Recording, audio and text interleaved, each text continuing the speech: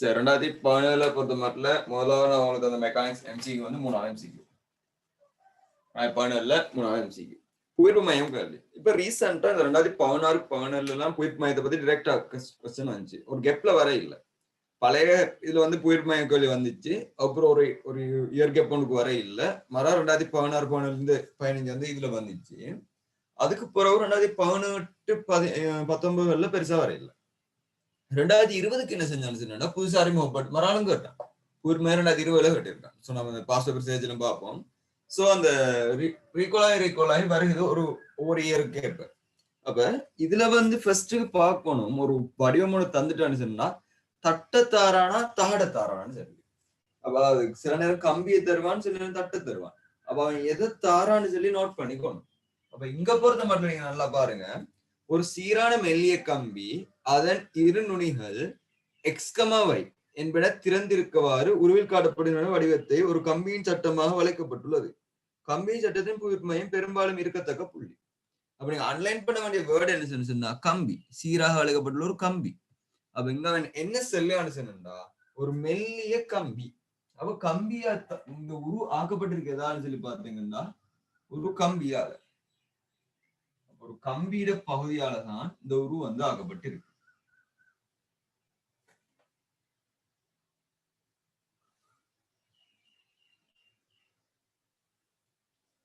இதர ஈரமை மையம் எங்கே இருக்கும்? இதுதான் இப்ப வேண்டிய கேள்வி. ஒரு கம்பியிட வளைக்கப்பட்ட பகுதியால் இது ஆக்கப்பட்டிருக்கு. இதுல ஈரமை மையம் எங்கே இருக்கும்னு சொல்லிதான் இப்ப இதுல கேள்வி. இப்ப இதை பொறுத்த மட்டும் நான் இப்ப உங்களுக்கு என்ன செய்யணும்னா இந்த பகுதியை நான் இதை பிரிச்சு, அப்ப இதுக்குள்ள பாருங்க, நீங்க 3 பகுதிகள் எடுக்கணும். சாரி 4 பகுதிகள் எடுக்கணும். இதுக்குள்ள நீங்க பொறுத்த மட்டும் பாத்தீங்கன்னா இந்த அளவு பகுதியா இந்த கம்பியை வந்தவங்களுக்கு 4ஆ பிரிச்சிடும். இந்த கம்பியை வந்தவங்களுக்கு 3ஆ பிரிச்சிடும். இதை 2ஆவும் இதை 3ஆவும் பிரிச்சிடும். அப்ப நான் ஏன் பகுதியை பிரிச்சேன்னு சொன்னா ஒவ்வொரு பகுதிக்கு ஏற்றவாறு நான் என்ன செய்ய போறேன், அதுகள நிறைய பார்க்க போறேன். அப்ப எனக்கு லாஸ்டா விலையில் இரு மையம் எங்கே இருக்குன்னு சொல்லி நான் பார்த்துட்டேன்னு சொன்னா சரி. அப்ப நீங்க பாருங்க, எனக்கு ஒரு பகுதியை நான் பிரிச்சு இருக்கேன். சோ ஒரு பகுதியில நிறைய நான் எம்ஜி சொல்லி எடுத்தா இந்த கம்பிட முழுமையானது வந்து 4 பகுதியை கொண்டு இருக்கு. அப்ப 4 எம்ஜி. அவன் சொல்லுவான் சீரான வடிவமுடைய கம்பின்னு சொல்லி. அப்ப சீரான வடிவமுடைய கம்பின்னு சொன்னா புவிர்மயம் எங்க இருக்கும்? மத்தியில இருக்கும். அப்ப இந்த பகுதியில 4 எம்ஜி சரியா இரு சென்டர் நடு இதுல வந்து தாக்க போகுது. அப்ப இதுல 4 எம்ஜி இருக்க போகுது. சரியா? இப்ப அடுத்தது நீங்க பாருங்க, இதுக்குள்ள வந்து 3 பகுதி இருக்கு. 3 பகுதி இருக்குன்னு சொன்னா இதர ஈரமை மையம் சரியா இதுல நடுவுல அப்படின்னு சொன்னா இந்த கம்பிடைய நடுவுல வந்து எத்தனை எம்ஜி இருக்க போகுது? 3 எம்ஜி தாக்க போகுது. அதுக்கு பிறகு நீங்க பாருங்க, இங்கே இருக்க கம்பி. சரியா? இப்ப நான் இன்னொரு வேலை செய்ய சொன்னா இங்க 4 எம்ஜி 3 எம்ஜி வாரத்தால சரி இது அப்படியே இருக்கட்டும். இப்ப நான் செய்ய இந்த கம்பியை பாருங்க, எம்ஜி எம்ஜின்னு சொல்லி 3 இருக்கு. அப்ப இதர நடுவுல இதர எத்தனை எம்ஜி தாக்க போகுது? 3 எம்ஜி தாக்க போகுது. இந்த கம்பி எடுத்தீங்கன்னா இதுல நடுவுல 2 எம்ஜி தாக்க போகுது. ஏன்னா 2 பகுதியை கொண்டு இருக்கு. சீரான கம்பின்னு சொல்லி சொல்லுவாங்க. அவன் தந்த வேர்ட் வந்து சீரான கம்பின்னு சொல்லி அவன் தந்த வேர்ட் வந்து உங்களை இந்த கேள்வி செய்யறதுக்கு பெரிய ஹெல்ப்ஃபுல்லா இருக்க போகுது. இப்ப நான் என்ன செய்யணும்னா இங்கேயும் ஒரு கம்பி இருக்கு, இதையும் மறந்துடப்போடா. இதுல வந்து எம்ஜி இங்கே தாக்கும். இப்ப நான் பார்க்க இந்த கேள்வியை மூவ் பண்ணதுக்கு இங்க 4 எம்ஜி 3 எம்ஜி இருக்கு. சோ கொஞ்சம் கிரிட்டிக்கல் மாதிரி இருக்கு. அப்படின்னா கேள்வி என்ன லேஸ் ஆக்கி விடுவதற்கு சமப்பகுதியா பிரிச்ச பாக்க. அப்படின்னா இந்த 4 பகுதி இருக்குதானே, இந்த 4 பகுதியில நிறைய நான் 4 கம்பியா பார்க்காம இந்த இருக்கு, இந்த கோட்டுக்கு கீழே 3 கம்பி இருக்குதானே, இந்த 3 எம்ஜியை மட்டும் பார்க்க. 3 எம்ஜியை மட்டும் பார்த்த பாருங்க, இதுக்கு நேரே சரியா இங்க 3 எம்ஜி வரும். சரியா? இந்த 4 பகுதியில இந்த 3 பகுதியை மட்டும் பார்த்துன்னு சொன்னா இந்த 3 பகுதியில நடுவுல 3 எம்ஜி சொல்லி வரப்போகுது. மேல ஒரு எம்ஜி மிச்சமே. அப்ப நான் அதை இங்க வச்சுக்கேன். சரியா? சரியா? இது நடுவுல இது எம்ஜி ஆக போகுது. அடுத்த டைம் நான் இன்னொரு வேலை செய்ய லேஸ் ஆகிக்கிறதுக்கு இந்த கம்பி இங்க 2ஆவும் இங்க 1ஆவும் வச்சு 1ஆ வச்சேன்டா இதுல நடுவுல எம்ஜி ஆக்கும், ரெண்டா எடுத்துச்சுன்னா இந்த ரெண்டு கம்பி நடுவுல 2 mg தாக்கு. ஏன்னா கேர்லி லேஸ் ஆக்குறதுக்கு செஞ்சுட்டேன்டா ஒரு பாட்டை உடைச்சு எடுத்துட்டு இது வந்து நீங்க செய்ய நேரம் தான் ஒரு ஐடியா வரும் எப்படி லேஸ் ஆகிக்கன்னு சொல்லி. இப்ப நான் என்ன செய்ய சமத்திணி நிறைகள் தாக்கினா அதோட விளைவில் வந்து சரியா நடுவுல வரும். அப்படித்தானே சமனான தாக்கினா நடுவுல வரும். அப்ப இந்த 3 mg விளையுள் சரியா நடுவுல எத்தனை mg 6 mg சொல்லி வரப்போகுது. சரியா 6 mg சொல்லி வரப்போகுது. இந்த 2 mg விளையுள் சரியா நடுவுல 4 mg சொல்லி வரப்போகுது. இப்ப நான் என்ன செய்யணும் சொன்னா என்ன கொஞ்சம் ஒரு ஸ்டெப் முன்னுக்கு எடுத்து இந்த 6 mg இந்த mg வந்து ஒரே நேர்கோட்டில் இருக்குது. இந்த mg ஒரே நேர்கோட்டில் இருக்குது. இப்ப நான் நீங்க ஸ்டெப் பை ஸ்டெப் நான் மூவத்தை பாத்துக்கோங்க நல்லா. இந்த mg இந்த mg மட்டும் எடுக்கிறீங்க. இந்த mgயையும் இந்த mgயையும் மட்டும் இதுவும் சமது. இந்த 6 mg இந்த mgயும் இந்த mgயும் சமம். தாக்குது பாருங்க 4 கம்பிட கேப்ல தாக்குது. சோ அது ரெண்டையும் விளைவுள் சரியாட தாக்க கோட்ல 2 mg நடுவுல வரும். எங்கால 2 கம்பி இருக்கு மேல 2 கம்பி இருக்கு. சோ அதுக்கேற்ற மாதிரி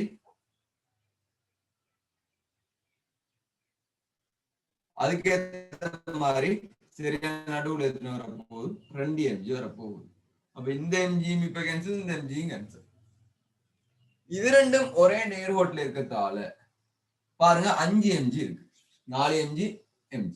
இப்போ உங்களுக்கு ஒரு ஷார்ட் கட்டும் சொல்லி தர பாத்துக்கோங்க நல்லா. 2 விசைகள் சமாந்தர விசைகள் F1 F2 சொல்லி தாக்குது. இது D இடைத்துவத்தை தாக்குதா இருந்துண்டா இதர விளைவுல நீங்க காணணும்டா. இப்ப நான் உதாரணமா F1ல இருந்து X1 தூரத்துல இந்த விளைவுல இருக்கு. F2ல இருந்து X2 தூரத்துல விளைவு வருங்களேன் வைங்களேன். இதுக்கு ஈக்குவேஷன் எப்படி போடுவோம்டா இந்த X1 என்னத்துக்கு சமன்டா மொத்த தூரம் என்ன D அதை மொத்த விசையால பிரிச்சோம்.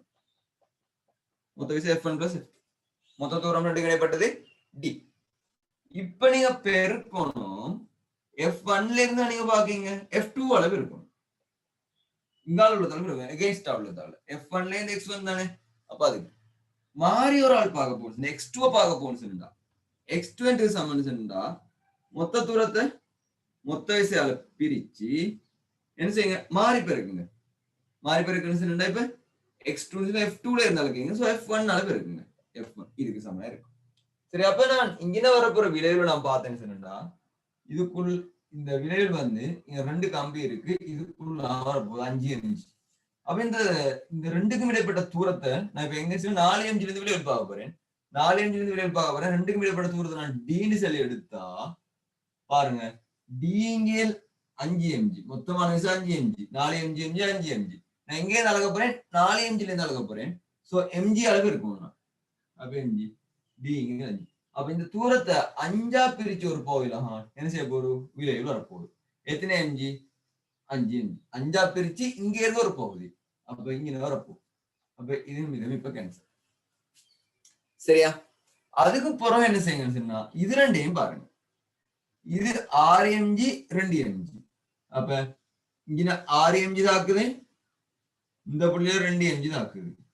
ரெண்டுக்கு இடைப்பட்ட தூரத்தை நான் D எடுத்தா இதர விளைவுல நான் என்ன செய்ய போறேன் 6 mg இருந்து பார்க்க போறேன்னு சொன்னா இது ரெண்டையும் விளைவுல நான் 6 mg இருந்து பார்க்க போறேன்னு சொன்னா மொத்த தூரத்தை 8 mg பிரிச்சு ஏதாவது பெருக்கும் நான் மாறி உள்ள 2 mg பெருக்கும். பெருக்கினா D 4 சொல்லி வரும். அப்ப இங்கால இருந்து இந்த கீழே உள்ள பகுதியில இருந்து D 4 தூரம். அப்ப இந்த மட்டும் தூரம். அப்ப இது ரெண்டையும் விளைவு என்ன செய்யுன்னா இதுல இருந்து இந்த மட்டும் தூரத்துல எத்தனை mg 8 mg வரப்போகுது. இப்ப நீங்க நல்லா பாருங்க உங்களுக்கு ரெண்டையும் விளைவு தெரியும். இது இங்கன்னு சொல்லி தெரியும். இது ரெண்டையும் இந்த விளைவு இதாக்க புள்ளியில தான் என்ன செய்ய போது உங்களுக்கு ஈர்வை மையம் விளைவில் ஈர்வை மையம் வரும். அதை எப்படி நீங்க பார்க்க போறீங்க இந்த மொத்த தூரத்தை நான் Xன்னு சொல்லி எடுத்தா போட் மங்களா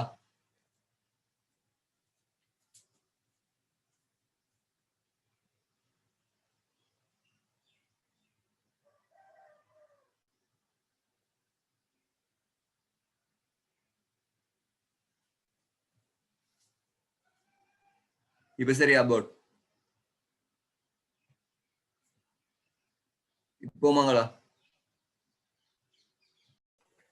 சரி, இப்ப இதர ஈர மையம் எங்க இருக்குன்னு சொல்லி பார்த்தீங்கன்னு சொன்னா, இப்ப நல்லா பாருங்க, இது ரெண்டையும் இணைச்ச புள்ளியில ஏதாவது ஒரு இடத்துல வரப்போகுது. இரண்டையும் இணைச்ச இந்த புள்ளியில ஒரு இடத்துல வரப்போகுது. அப்ப நீங்க ஆன்சர்ஸ் நீங்க இணைச்சு அப்படி வரைஞ்சிட்டு பார்த்தா ஒரு புள்ளி தான் இது இந்த இடத்துல டீன்னு சொல்லுற புள்ளி. அந்த டீன்ற புள்ளிலாம் ஈர மையம் இருக்கு. ஸோ இதுக்கு ஆன்சர் டியா இருக்கும். அப்படி இல்ல உங்களுக்கு சப்போஸ் இந்த கேள்விக்கு வந்து விளைவுக்கான வழி வந்தா நீங்க என்ன செய்யணும்னா, அப்ப அதை தனிப்படம் எடுத்தீங்கன்னா காட்டியம் பாருங்க. இது 5 mg, இது 8 mg. ஒரு எக்ஸ் தூரத்துல ரெண்டும் இருக்குன்னு சொன்னா 20 மீட்டர் இந்த தூரத்து இங்கே இருந்து அளக்க போறேன். இங்கே இருந்து நான் 20 மீட்டர் தூரத்தை வந்து டீன்னு சொல்லி எடுத்தா பாருங்க, 8 மஞ்சையும் கூட்டினு சொன்னா 13 mg. மொத்தமா விளைவில் வந்து 13 mg வரும். இந்த டியை நாங்க ஆடணும். இந்த டி என்னத்துக்கு சமன்னு சொன்னா மொத்த தூரத்தை மொத்த விசையால பிரிச்சு எங்க இருந்து தூரம் அளக்க போறீங்க 8 mg இருந்து. அப்ப அதுக்கு எகெயின்ஸ்டா உள்ளது என்ன 5 mg இருக்கும். அப்ப 5×13 எக்ஸுக்கு சமம். அப்ப இந்த டி என்றது சமன் 5×13 எக்ஸுக்கு சமன். சரியா? இது பார்ட் 2களுக்கு ஈர மையத்தின் வச்சு காணுங்க. சரி வந்தா இதான் மெத்தட். சோ இதுக்கு ஆன்சர் டி இருக்கும். சரியா? கிளியரா நோட் பண்ணிக்கோங்க. அடுத்த விஷயத்துக்கு போ.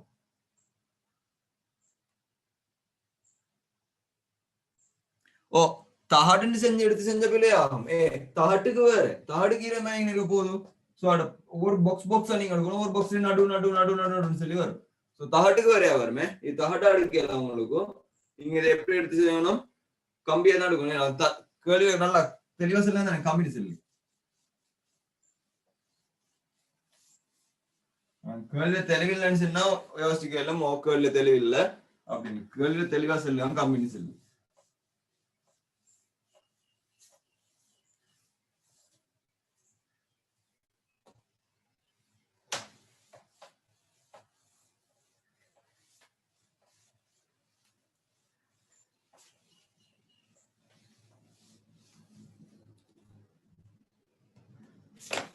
சரி, நான் இப்ப அடுத்த வேலைக்கு மூவ் ஆகேன். அடுத்து வந்து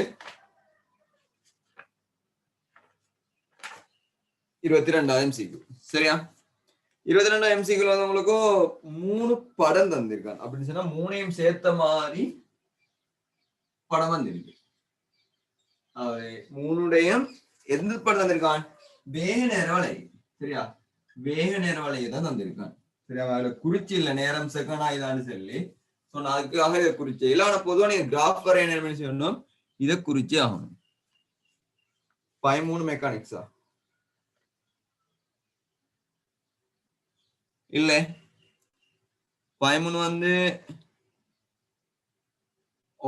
13 மெக்கானிக்ஸ் 13 16. சரி நம்ம பார்ப்போம். அதை இடையில மிஸ்ஸிங் ஆகிட்டு 13 16 நான் தந்தத்துல மிஸ்ஸிங் போல. சோ அதை நம்ம இடையில பார்ப்போம். நான் இதை செஞ்சுட்டு வரேன். இப்ப இருப்பாங்க இப்படி ஒன்று போகுது. மேலே என்னோட கீழுக்கு வருகிறது. வர மேல இருந்து லேச சாய்வில் ஒன்று போகுது.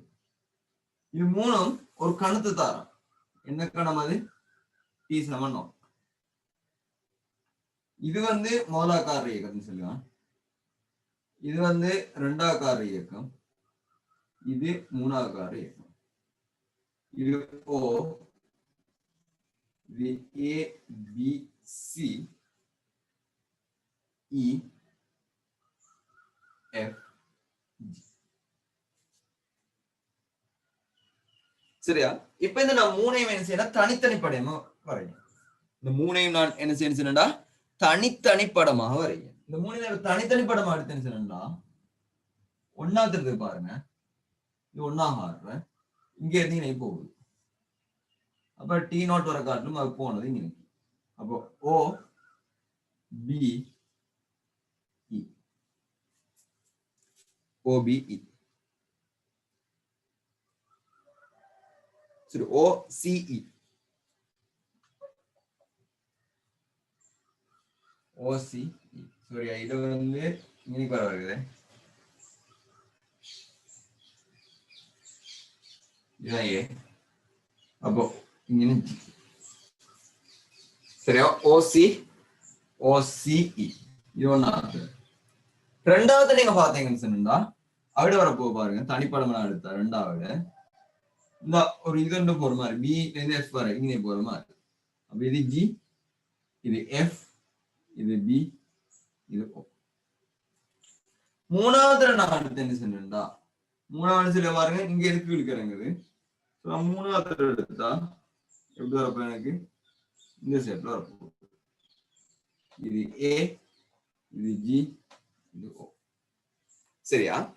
இப்ப வந்து எனக்கு கேட்ட கேள்வி என்னன்னு சொன்னா, ஒரு வீதியில் 3 சமாந்தர நேர் ஒழுங்கைகளின் வழியே செல்லும் 1,2,3 என 3 மோட்டார் கார்களின் நேரம் t7 நோட்டிலும் நேரம் t7 t நோட்டிலும் உள்ள அமைவுகள் ஒரு ஏயில் அவற்றின் ஒத்த வேக நேர வரைப்புகள் ஒரு பியிலும் காட்டப்பட்டுள்ளன.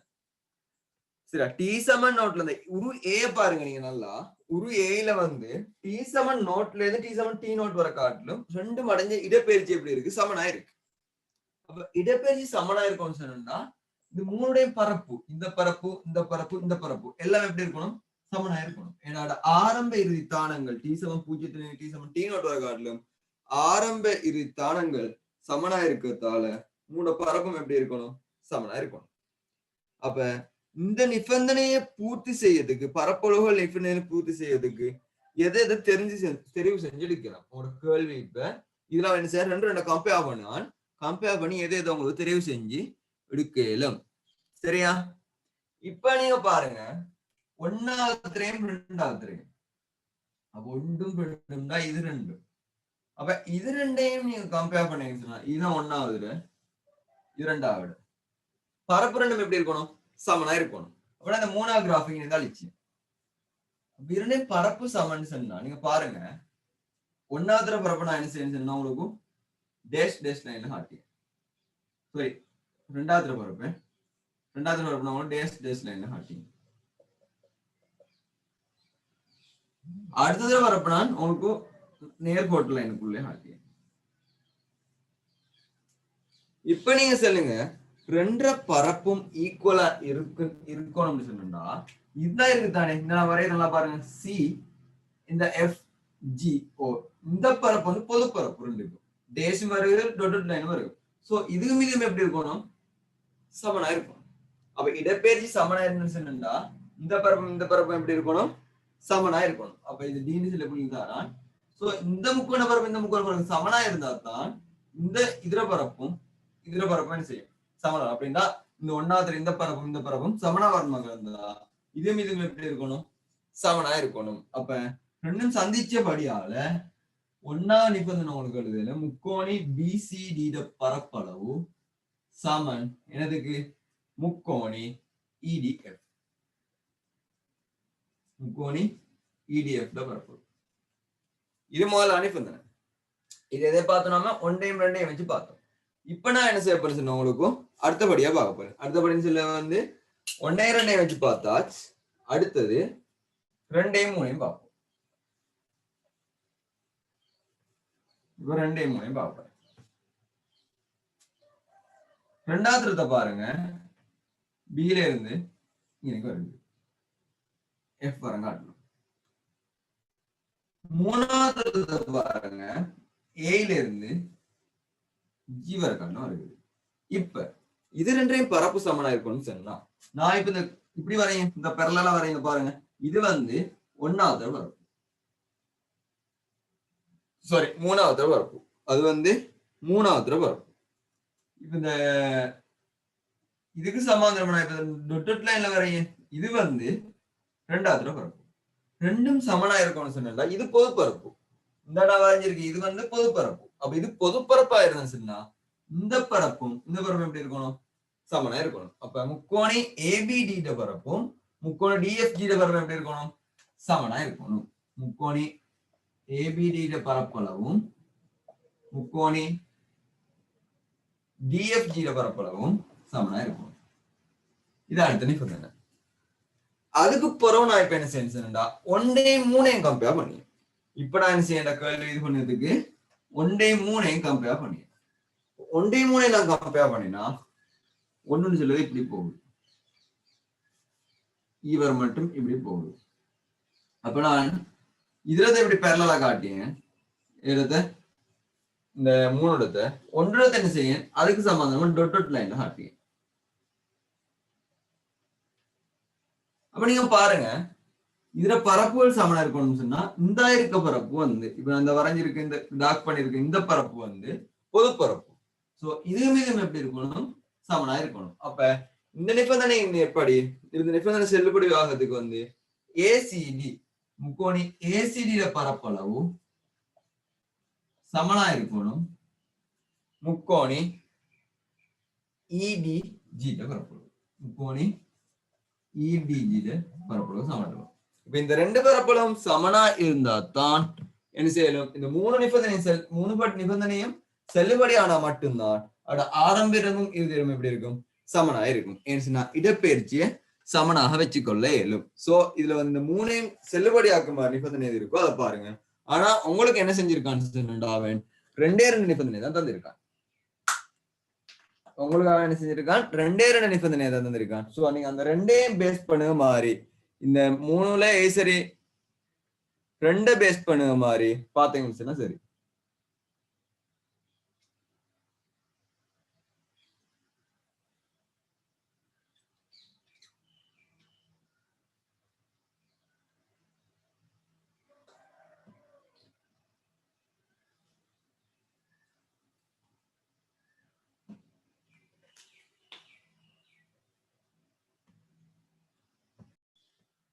சரி, நான் இப்ப என்ன செய்யப்பா ஏற்கனவே கொஞ்சம் ஸ்கிப் ஆயிட்டு போகணும். 3 கேள்வி அந்த கேள்வியை பார்ப்போம்.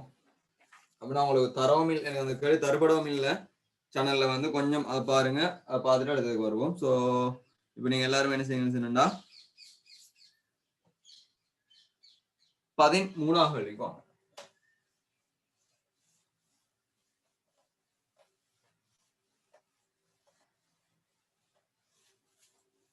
13ஆம் கேள்விக்கு வாங்க. சரி, 13ஆம் கேள்வியை பார்த்தா ஒரு இதொன்ற அடியில ஒரு நீர்மட்டத்தை கொண்டு இதொன்ற அடியில ஒரு ஹீலியம் நிரப்பின பெலூன் உண்டும் அதோட சேர்ந்த மாதிரி ஒரு குற்றி ஒன்று வச்சிருக்கோம். ஹீலியம் நிரப்பின பெலூன் உண்டும் ஒரு குற்றி ஒன்று வச்சிருக்கு. இப்ப கேள்வியில செல்லுகான் கனவளவு 1 மீட்டர் கியூபை உடைய அடர்த்தி 8x13 கிலோகிராம் உடைய ஒரு திண்ம உலோக குற்றி. அப்ப இதுல நல்லா ஞாபகம் வச்சுக்கணும், இந்த திண்ம உலோக குற்றில வந்து கனவளவு வந்து 1 மீட்டர் கியூபா, அதே நேரம் அடர்த்தி 8x13 கிலோகிராம் மீட்டர் மைனஸ் 3. சரியா? அப்ப 8x13 கிலோகிராம் மீட்டர் மைனஸ் 3. இப்ப இதோட வச்சு கிடக்கு ஏரியின் மட்டுமட்டா மிதக்க செய்வதற்கு உருவில் காணப்படுகிற இதனுடன் இணைக்கப்பட வேண்டிய ஈலிய நிரப்பப்பட்ட ஒரு பெலூனின் கனவளவு அது. ஈலியத்துடன் பெலூனின் தீவிரை புறக்கணிக்க. அண்டர்லைன் பண்ணுங்க, ஈலியத்தோட பெலூண்ட திணிவு என்ன செய்யணுமா? புறக்கணிச்சிடுமா. அப்ப பெலூண்ட திணிவு இங்க கான்சன்ட்ரேட் பண்ண தேவையில்லைன்னு சொல்லி சொல்லுங்க மறைமுகமா. அப்ப புறக்கணிக்க. இப்ப நீர் அடர்த்தி 1/13. இப்ப இது வந்து மட்டுமட்டா மேல விடணும். மட்டுமட்டா மேல செய்யணும் சொல்லுங்க. பாருங்க, ஹீலியம் பெலூன் மேலுக்கு வந்து அதோட சேர்ந்த மாதிரி இந்த குற்றி இப்படி இருக்கும். இந்த நிலைமை வாரத்துக்கு வந்து அவன் சொல்லுவான் இதுல கனவுளவை என்னன்னு சொல்லி. அப்ப நான் இதுல கனவுல வீண்டு சொல்லி இருக்கு. உங்களுக்கு தெரியும் யூசமன் என்ஜின் சாம்பாடு மிதப்பு விதியில எப்பவுமே செல்லுபடியாக போகுது. அப்ப இங்க யூசமன் என்ஜின் போடுறோம், இங்க தாக்கு நிற தேவை. நிரண்டு செல்வது இங்க வந்து எது ஹீலியம் பெலூனால வரையில குற்றியால மட்டும்தான் வருது. அவன் ஏற்கனவே சொல்லிட்டான் ஹீலியம் பெலூன் பத்தி நீங்க புறக்கணித சொல்லி. சோ குற்றியால மட்டும்தான் வருது. அப்ப 1 மீட்டருக்கு குற்றி அடர்த்தி 8x13 சொன்னா உங்களுக்கு M சமன் டிவில போட்டா 8x13 தர ஒன்று. So 8x13 kilogram. அப்ப இதுல திணிவு 8x13 கிலோகிராம். அப்ப நிறை என்ன வரப்போகுது? எம்ஜின் செல்ல வந்து 8x14 நியூட்டன். 8x14 நியூட்டன் இருக்க போகுது. இப்ப நான் யூசமன் என்ஜின் ஈக்குவேஷன்ல போடுறேன். சோ யூசமன் என்ஜின் மேலக்குள்ள கனவளவு இந்த ஹீலியம் நிரப்பின பெலூன்ல V கனவளவோட குற்றிட கனவளவு வருமா இல்லையா? குற்றிட கனவளவு வரும். அப்ப V plus 1 Dக்கு பதிலா அடர்த்தி 1000 இருந்திருக்காங்க. 1000 தர Gக்கு பதிலா 10. எதுக்கு சமன்டா 8x14 சமம். இந்த 14 இது அப்படியே வெட்டுப்படும். சோ V plus 1 சமன் 8. சோ V சமன் 7 மீட்டர் கியூப். அப்ப ஹீலியம் நிரப்பின பெலூன்ல கனவளவு எப்படி இருக்கணும்?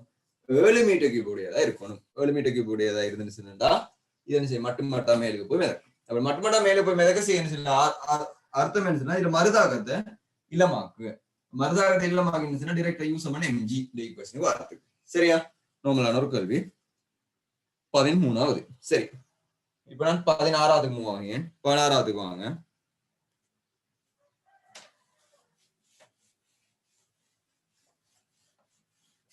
ஐடியா நாமள பாத்துக்கோங்க. என்ன சொன்னா ஒவ்வொன்றும் ஒரு ஐடியா பேஸ் பண்ணி வந்து இருக்கு. லேசான கேள்விகள் செய்யக்கூடியதான் இருக்கு. எல்லாம் மெக்கானிக்ஸ்ல கஷ்டமான ஒரு பார்ட் இல்ல, லேசான ஒரு பார்ட். அதை பேஸ் பண்ணி தான் கேள்வி சேர்க்க. B+1 எப்படி வரும் சொன்னா பெலூண்ட கனவுல வரும், குட்டிட்ட கனவுல வருமே. மொத்தமா அமிழ்ந்த கனவுல தானே தொகை. மொத்தமா அமிழ்ந்த கனவு என்ன? பெலூண்ட கனவுல B, கீழே உள்ள குட்டிட்ட கனவுல 1 மீட்டர் கியூப். சரி, ஷார்ட்கட்னு சொல்லி நீங்க யோசிச்ச போனீங்க சொன்னா ரெண்டு அடர்த்தி அங்கால 13 வர உங்களுக்கு கன்ஃபார்ம் அப்படின்னு சொன்னா 8 விட குறைஞ்ச ஒரு வீடாக வரப்போகுது. காரணம் என்ன சொன்னா இதுல நிற அதோட மட்டுமட்டா மிதக்க நேரம் வந்து என்ன செய்ய போறீங்க, நீங்க யூஸ் தான் யூஸ் பண்ண போறீங்க. 8 தர 13 அங்க வந்து 1 தர 13. அப்ப என்ன அர்த்தம்? அதுல 1 மீட்டர் கியூபுக்கு 13 நிற. சரியா? அப்ப 8 மீட்டர் கியூபுக்கு வந்து இப்ப நீர் அடர்த்தி என்ன இருக்கு? 1 தர 13 கிலோகிராம் மீட்டர் மைனஸ் 3. இதுல அடர்த்தி என்ன? 1 தர 13 கிலோகிராம் மீட்டர் மைனஸ் 3. அப்ப இதுல 1 மீட்டர் கியூப், அதாவது இதுல 1 மீட்டர் கியூப் இருக்குன்னு சொன்னா நிறைய நேரம் 8 தர 13.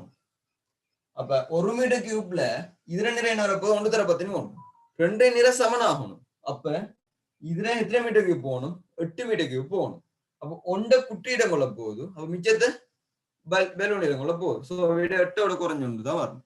சரி, நார்மலா பாக்கலாம். சரி, எல்லாரும் ஷார்ட்கட் போடுவாங்க. ஹார்டான கேள்வி இருந்திருந்தா ஷார்ட்கட் பார்க்கறதுல அர்த்தம் இருக்கு. சரி, அடுத்து வாங்க 16வது கேள்விக்கு. 16வது கேள்வியை பாருங்க. ஏபிசி என்னும் காட்டப்பட்டுள்ள 3 சீரான சர்வசம உலோக தட்டுக்கள் ஒவ்வொன்றிலும் 3 வேறுபட்ட ஆரைகளுடைய 12 துளைகள் துளைக்கப்பட்டுள்ளன. தட்டின் மையத்துடன் செல்லும் தட்டின் தளத்துக்கு செவ்வனான ஒரு அச்சு பற்றி ஏபிசி ஆகிய 3 தட்டுகளின் சடத்துவ திருப்பங்களின் ஏறு வரிசை ஒழுங்குபடுத்தக்கூடியது. நீங்க நல்லா இல்ல அன்லைன் பண்ணிக்கோங்க. வேர்டு என்னன்னா ஏறு வரிசைன்னு சொல்லுது. நிறைய பேர் ஸ்கிப் பண்ணி இந்த ஏறு வரிசை அப்படின்னு சொல்றது. இதுதான் ஃபைனல் எக்ஸாம்கள்ல வந்து சம்டைம் சரியான வீடியோ எடுத்துட்டு பிள்ளையானதுக்கு போறதுக்கு சான்ஸ் இருக்கும். ஏன்னா ஏறு வரிசைக்கு பின்னாடி இறங்கு வரிசைக்கு அடிச்சிருவீங்க. அப்ப அது ஒரு உங்களுக்கு மைனஸ் அந்த நேரம். உங்களுக்கு 3 வட்டத்துக்கு வந்துருக்காங்க. இந்த 3 சும்மா எப்படி இருந்துச்சுன்னு சொன்னா ஓகே, 3டையும் சடத்து உறுப்பு நமக்கு சமன் சொல்லி சொல்லுது.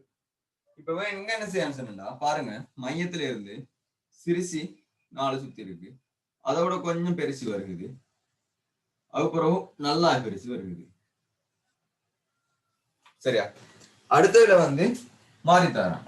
மையத்துல இருந்து நல்லா பெருசு, நல்லா சிறுசி நடுத்தரம், நல்லா பெருசு, நல்லா சிறுசி நடுத்தரம், நல்லா பெருசு, நல்லா சிறுசி நடுத்தரம், நல்லா பெருசு, நல்லா சிறுசி நடுத்தரம்.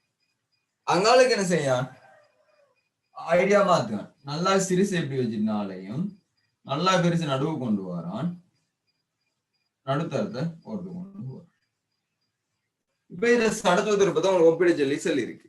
இப்ப நீங்க பாருங்க, இதுல ஆன்லைன் பண்ணுவீங்க. சர்வசம உலோக தட்டுக்கள் வேறுபட்ட ஆரைகளுடைய 12 துளைகளை கொண்டுள்ளன.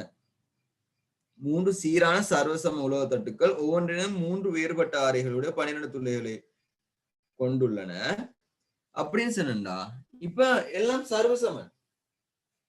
அப்ப சர்வசமன்ல 3 வேறுபட்டது இருக்குன்னு சொன்னா திணிவு எங்க பொதிஞ்சிருக்குன்னு சொல்லி நாம பார்க்கணும். அப்ப திணிவு எங்க பொதிஞ்சிருக்குன்னு சொன்னா இதுல பாருங்க, பெரிய துளை நல்ல வெளியில இருக்கு. அப்ப இதுல திணிவுகள் பரம்பல் வந்து இதுக்குள்ள இருக்க போகுது. பெரிய துளை வெளியே இருக்கே. அப்ப இந்த இங்க உள்ள திணிவுக்கான தூரம் இல்ல, எம்ஆர் ஸ்கேல் இல்ல, இங்க எம்ஆர் ஸ்கேல் இல்ல, இங்க எம்ஆர் ஸ்கேல், இங்க எம்ஆர் ஸ்கேல் இல்ல. அப்ப ஏதான் வந்து சில தூரம் குறைஞ்சதா இருக்க போகுது.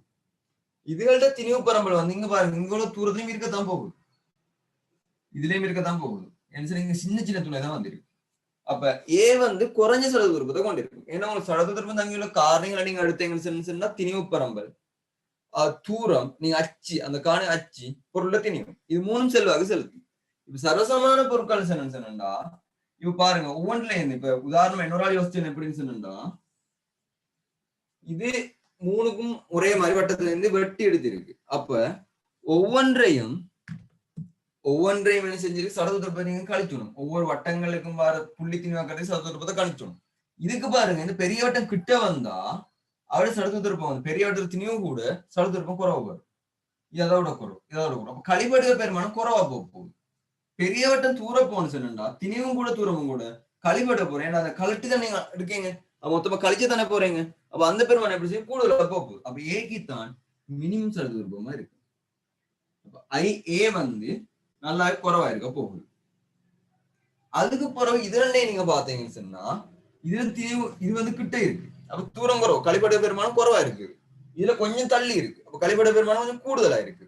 அப்ப இது ரெண்டையும் அப்படி சொல்லலாம். பிலையும் சீலையும் பாத்தீங்கன்னு சொன்னா அதுக்கப்புறம் ஐசி வரும், அதுக்கப்புறம் ஐபி வரும். ஏன்னா சடதுரப்பம் திணிவு பரம்பரை அங்கே இருக்கு. இந்த திணிவு இந்த இடத்துக்கெல்லாம் திருப்பம் காணலும், இதுல வந்து இங்கே காணலும், இந்த இடத்துல எல்லாம் காணலும், இதுல இந்த கிட்டத்துல காணலும். இங்க பெரிய வட்டம் இருக்கிறதால அந்த இடத்துல காணலாம் போயிட்டு. இதுல பாருங்க பெரிய வட்டம் தூரத்துல இருக்காது, அந்தந்த இடங்கள்ல காணலாம் போயிட்டு. சோ இது இந்த ஆர்டர்ல சடதுரப்பம் ஏறு வரிசையில் அமையும். நான் கேட்டது ஏறு வரிசை. சோ ஏறு வரிசை ஆர்டர் எடுத்தீங்கன்னா ஏ சி பின்னு சொல்லி வரும். சரியா?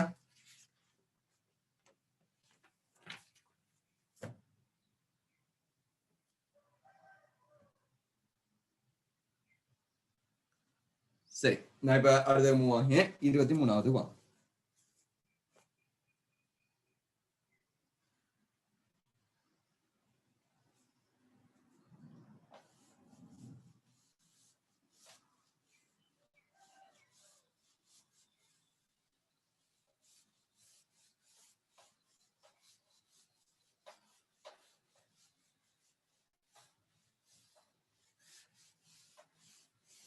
கிளியரா வழங்க தானே? ரெஸ்பான்ஸ் ஒன்றும் இல்லை. சரி, 23வது வழி வந்து ஒரு குரங்கு வளையம் ஒண்ணு சுத்தி போற மாதிரி இருக்கேன். ஒன்று நேரான பாதையில போகுது, அடுத்தது சுருளிப்பாதையில போகுது. ஒன்று நேரான பாதையில போகுதும் அடுத்தது சுருளிப்பாதையில போகுது. இப்போ ஒரு கேள்வி என்ன, ஒரு குரங்கு ஒரு நிலைக்குத்த கயிறின் வழி ஒரு குறித்த நிலைக்குத்து உயரத்துக்கு சீரான கதியுடன் 30 செகண்டில் ஏறியது. உருவை பார்க்க. பின்னர் அக்குரங்கு அதே நிலைக்குத்து உயரத்துக்கு பாதையின் நீளம் 75 மீட்டரான ஒரு சுருளிப்பாதையின் வழியே வேறொரு சீரான கதியுடன் ஏறியது. குரங்கு இரு சந்தர்ப்பங்களிலும் அதன் முழு இயக்கத்தின் போதும் ஒரே வலுவை பிரயோகித்தால் குரங்கு ஏறிய சுருளிப்பாதையின் ஏறிய கதி என்ன? சரியா? இப்ப கதை என்னன்னு சொல்லி கூட கேள்வி காட்டியிருக்காங்க. என்ன கதையில அது மேலுக்கு ஏறி இருக்கும்னு சொல்லி. சரி, இப்ப பாருங்க 30 செகண்டுக்கு ஏறிச்சான். அதாவது ஒரு நிலைக்குத்து உயரத்துக்கு சீரான கதை 30 செகண்ட்ல ஏறியது உருவை பார்க்க. பின்னர் குரங்கு நிலைக்குத்து உயரத்தின் பாதையின் நீளம் 75 மீட்டர் ஆன ஒரு சுள்ளிப்பாதையின் வழியே வேறொரு சீரான கதியுடன் ஏறியது. குரங்கு இரு சந்தர்ப்பங்களையும் அதன் முழு இயக்கத்தின் போதும் ஒரே வலுவை பிரயோகித்தால் இக்குரங்கு சுள்ளிப்பாதை வழியே ஏறிய கதி. இங்க நீங்க நல்லா நோட்டடா இருக்கணும்னு நினைச்சுன்னா இங்க அவன் கதையை கேட்டுன்னு சொன்னாலும் வலு மாற போற இல்லை. இங்கே இருந்தாவன் இங்கே இந்த குரங்கு இங்கே போக வந்து T7 30 செகண்டா, இது 75 மீட்டர் வழியான சுருளிப்பாதையா ஒரு சீரான கதையோட போகுதான். ஆனா நேரம் உங்களுக்கு தெரியுமா? நேரம் தெரியா. நான் சீரான கதையை வீண்டு சொல்லி இருக்கேன். ஆனா உங்களுக்கு என்ன செய்யணும்? போன தூரம் தெரியும். அப்ப போன தூரம் தெரியும் சொன்னா உங்களுக்கு என்ன செய்யலும்? இந்த வேகத்தை கண்டுபிடிச்சிடும். எப்படி நீங்க வேகத்தை பாருங்க, V7 போன தூரம் S/T சொல்லிதான் போகுது. அப்ப இதுல என்ன T எப்படி எழுதலும்? 75 வீணு சொல்லி எழுதலும். நேரத்தை எப்படி போடலும்? 75 V. இப்ப இந்த வீணு சொல்லிதான் எனக்கு கேள்வி. இதுல இன்ஜினியரிங் போன நேரம் அதுல ஏற்பட்ட அழுத்த சக்தி, அதாவது வலு வழங்கின வலு P1 சமன் இங்கே போல வழங்கின வலு P2. ஏன்னா ரெண்டு சந்தர்ப்பத்திலையும் இந்த புள்ளியில இருந்து இந்த புள்ளி தான் போய் கிடைக்கும். அப்ப அழுத்த சக்தி அதிகரிப்பு MGH. இதை தூரம் சொன்னா MGH அதை இருக்க போகுது. அப்ப வலுல மாற்றம் வருமா? வலுல மாற்றம் வர போற இல்ல. அப்ப இதுல பாருங்க MGH இங்கே T சொல்லு இதுவும் சமன். T1 எடுத்தா T1 சமன், இங்கேயும் MGH இங்கு T2. இப்ப இந்த MGH விட்டுப்பட்டா ரெண்டு நேரங்கள் எப்படி இருக்க போகுது? T1 T2வும் சமனா இருக்கும். சரியா? அப்ப நான் உங்களுக்கு கேட்டது வந்து வேகம். சோ இதுல வந்து பாருங்க T1 சொல்லுது என்ன 30, இதுல T2 சொல்லுது என்ன 75 V. அப்ப இந்த வி தான் உங்களோட கேள்வி. ஸோ வி வந்து உங்களுக்கு வரப்போகுது 75/30. 15 சுருக்கி விட்டா 5/2. So 2.5 ms minus 2.5 ms minus சீரான கதையோட சுருளிப்பாய் வழியை ஏறினாத்தான் என்ன செய்யலாம், ரெண்டுக்கும் சம வலுவை கொடுத்து இந்த இடத்துக்கு வர போயிடும் அப்படின்னு சொன்னா 75 மீட்டர் இதுல வந்து 2.5 போனாதான் இதுல வலு ஈக்குவலா இருக்கும். இந்த வலு ஈக்குவல் நிபந்தனை வச்சு நீங்க செஞ்சீங்கன்னா சரி. சரியா? கிளியரா இது?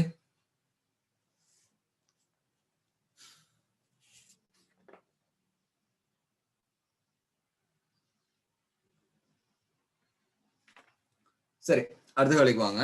அடுத்து வந்து இந்த படம் முழு இது பண்ணி காவிகள் சமூகம் வந்து காவிகள் சமூகமான கேள்வி இப்ப கிட்டத்துல ரீசெண்டா செய்யணும்னா போடுவான். சின்ன பாடம் நிறைய பேர் படிச்சு இல்லை. படிச்சு என்ன அர்த்தம்னா ஒழுங்கா படிச்சு ஒழுங்கா வந்து விலங்கெடுக்க இல்லை. நோமலா சும்மா காவிகள்லாம் அபிஷேகம் காவிகள் தானேன்னு சொல்லி MGH சொல்லுறது என்ன, வலுக்கு நான் போட்டிருக்கேன். சக்தி ஏற்பட்ட சக்தி மாற்றம் அழுத்த சக்தி மாற்றம். So MGH/T. இப்ப நீங்க பாருங்க, இங்கால ஒரு விசை இருக்கு F1, சரியா? மேல ஒன்று இருக்கு F2, மேல ஒன்று இருக்கு F1, கீழ ஒன்று இருக்கு F3. இதுல வந்து என்ன செய்யும், தீட்டா கோணத்துல ஒரு விஷயம் F4, தீட்டா கோணம். இதெல்லாம் இப்ப F4 வந்து என்ன செய்ய, கூறு பிரிச்சே வச்சுக்கேன். கூறு பிரிச்சு வச்சா இங்க வரப்போ எனக்கு F4 cos θ உண்டு. சரியா? இல்ல இப்படி இருக்கணுமே, தீட்டா கோணத்துல இருக்கணுமே, தீட்டா கோணத்துல F1 சொல்லி இருக்கு.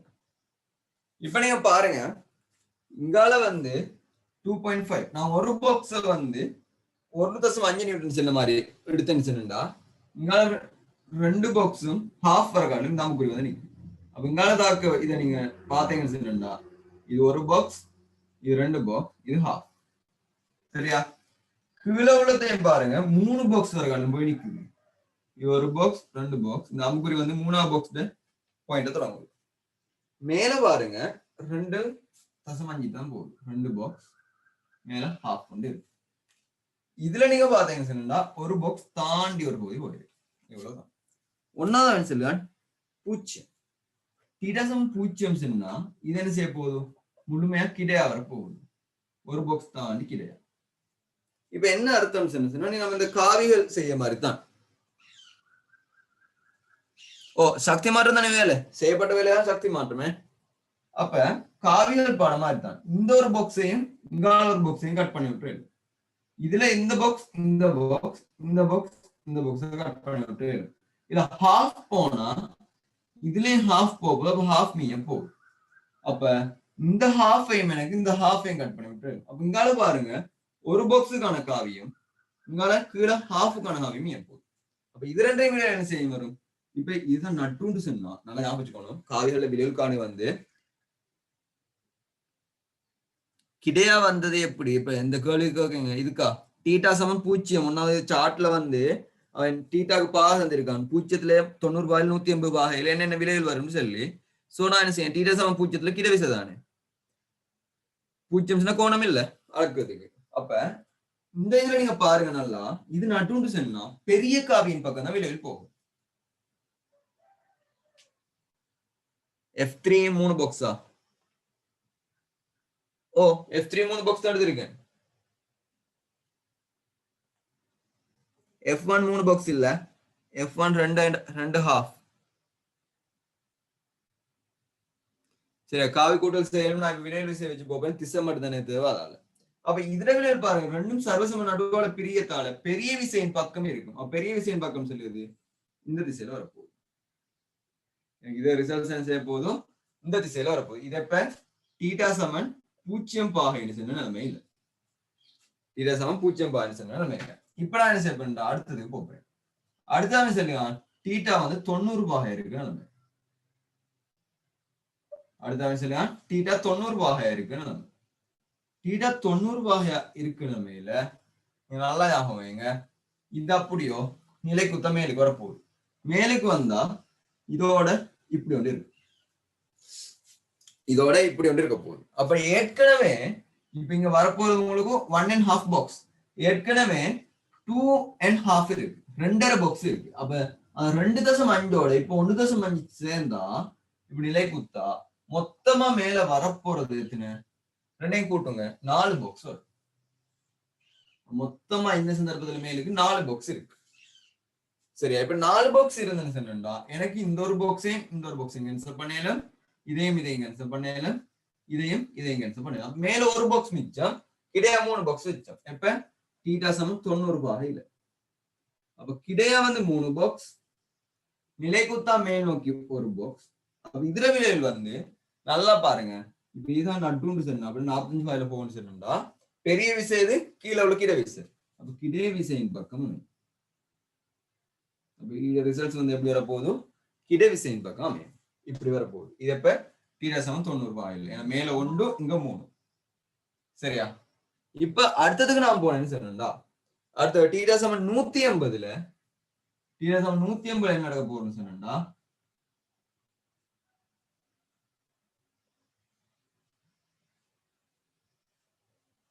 இந்த அப்படியோ கோடு இங்க உள்ள இந்த கோடு இது அப்படியோ இங்காலைக்கு திரும்பும். இங்காலைக்கு திரும்பினா இங்கால 1.5 பாக்ஸ் சேவை கூட போகுது. ஏற்கனவே இதுல இருக்கிறது 2.5, அதோட 1.5 கூடினா மொத்தமான கிடையான பாக்ஸ் அப்ப இதே மாதிரி உங்களுக்கு 4 வர போகுது. அவ இங்க பாருங்க, இங்க ஒன்று கேன்சல், இங்க ஒன்று கேன்சல், இங்க ஒன்று, இதுல ஒன்று கேன்சல், இதுல 3 இருக்கு. சோ இதுல நான் 3 பாக்ஸ் இருக்கு, இதுல ஹாஃப் பாக்ஸ் இருக்கு. அப்ப ஹாஃப் பாக்ஸுக்கு 3ல ஒரு ஹாஃப் பாக்ஸ் கேன்சல் பண்ணா ஹாஃப் மிச்சம், இங்க 4 மிச்சம். அப்ப தீட்டா சமம் 180 பாகையில கிடையா 4 இங்க ஹாஃப். இப்ப விலையில் இதை விட என்ன சொன்ன, இதுல ஒன்றும் ஹாஃப் தான் வந்துச்சு.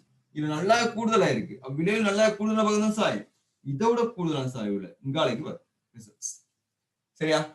இவ்வளவுதான் இதுல காவிகள்ல பாக்குது. அப்ப திசையை தாங்க இது 3க்கும் பொருத்தமான திசையில அமையது. நீங்க ஆன்சரா கொடுத்தீங்க சொன்ன சரி. சோ இதுக்கு 2வது ஆன்சர் சூட்டபிளா இருக்கு. சரியா? கிளியரா?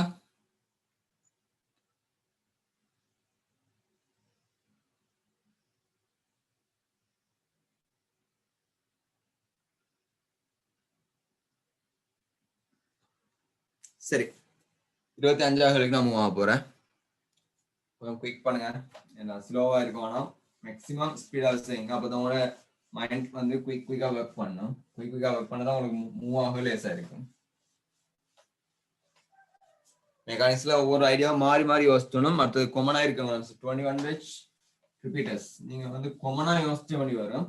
அப்படின்னா அங்காளங்கள் பாடங்களும் மாதிரி ப்ரொப்பையும் சம்மந்தப்படுத்தி நீங்க பார்க்கணும். மெக்கானிக்ஸ் பார்க்க நேரம் இப்போதைக்கு 22 தேவையில்லை, பிறகும் அதையும் சேர்த்தா நீங்க பார்க்கணும். சரி, அது வாங்க.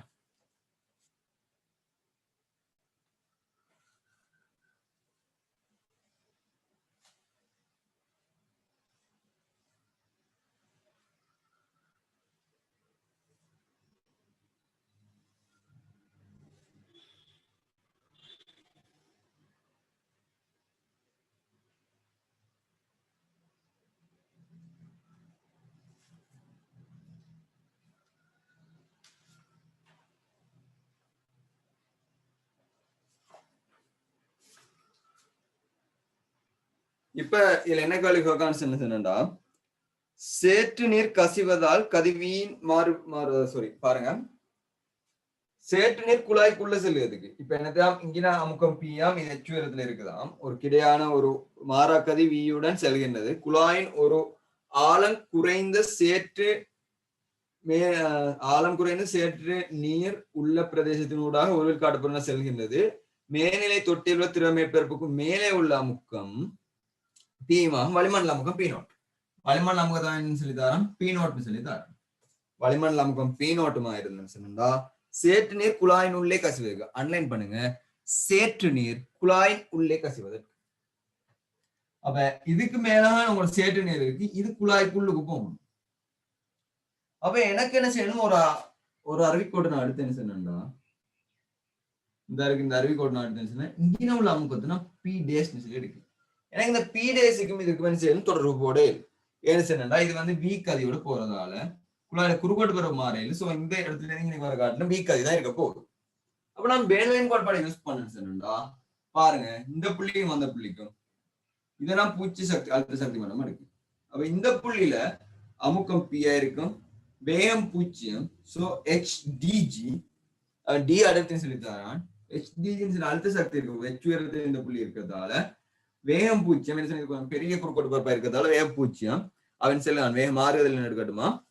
அப்ப இந்த இடத்துக்கு வந்து எங்க சொன்னா அமுக்கம் என்ன P டேஷ், HDG 0 இருக்கும், இதுதான் 0 சக்தி மட்டமா இருக்கும். சோ உயரம் 0. அப்ப half d v square. இதுல எனக்கு P dash எதுக்கு சமம், P plus HDG minus half d v square இதுக்கு சமம். இப்ப நீங்க பாருங்க, ஒரு பாய் ஒரு இடத்துல என்ன இடத்துக்கு போகணும்டா, பாயின்னு சில நேரம் திரவம் வரும் வலியும் வரும். ஒரு இடத்துல என்ன இடத்துக்கு போகணும், அமுக்க மாற்றம் இருக்கும். அந்த அமுக்க மாற்றம் இருக்கிறதோட எங்க இருந்து எங்க போகும் சொல்லி பாத்தீங்கன்னா அமுக்கம் கூடின ஒரு இடத்துல இருந்து குறைஞ்ச இடத்துக்கு போகும். அப்ப இங்கே இருந்து சேட்டு நீர் உள்ளுக்கு வரணும்னா சேட்டு நீர்ல இந்த மேற்பகுதியில் இருக்க அமுக்கம் வளிமண்டல அமுக்கம். அப்ப வளிமண்டல அமுக்கம் இந்த இங்கின இதுக்கு இந்த குழாய்க்கு இந்த உள்ளுக்குள்ள அமுக்கத்தை விட கூடுதலா இருக்கணும். அப்ப P0 P டேஸோட பெருசா இருந்தா மட்டும்தான் சேட்டு நீர் செய்யும் உள்ளுக்கு வரும். அப்ப சேட்டு நீர் உள்ளுக்கு வரும் சொன்னா P0 பெருசா இருக்கணும் P டேஸோட. P டேஸ் என்ன பண்ணலாம், P plus HDG plus minus half d v square. அப்ப இந்த நிபந்தனை செல்லுபடியான மட்டும்தான் உள்ளுக்கு வரும். சோ அது என்ன செஞ்சிருக்கான், அதுக்கு ஏத்த மட்டும் தான். சோ தேர்ட் ஆன்சர் பொருத்தமானதா இருக்கு. இதுக்கு மூணாவது ஆன்சர் பொருத்தமானதா இருக்கு. காரணம் இதுல ரெண்டு மூணு விஷயம் தெரிஞ்சுக்கணும். பெர்லின் கோட்பாடு தெரிஞ்ச தோட உங்களுக்கு ஒரு பாய் எங்க இருந்தீங்க போகும்னு சொல்ல ஐடியா கிளியரா இருக்கணும். சரியா?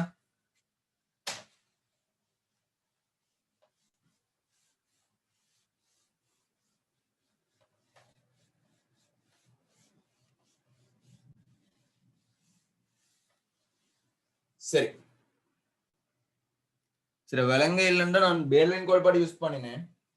அப்ப சேற்று நீர் உள்ளுக்கு போனுச்சுன்னா சேற்று நீருக்கு மேல உள்ள அமுக்கம் வந்து உள்ளுக்குள்ள அந்த நீர் அந்த குழாயிட துளைக்கு உள்ளே இருக்க அமுக்கத்தோட கூடுதலா இருக்கணும். சோ மேல வளிமண்டல அமுக்கம் இருக்க போது உள்ள நான் P டேஸ் அமுக்கத்தை பெர்லின் கோட்பாடை யூஸ் பண்ணி அமுக்கத்தை கண்டேன். சோ அந்த P டேஸ் வந்து மேல உள்ள வளிமண்டல அமுக்கத்தோட குறைவா இருக்கும் சரி நிபந்தனை போட்டு கேள்வியா ரன் பண்ணேன். இல்லைங்களா? அதுதான் ஐடியா.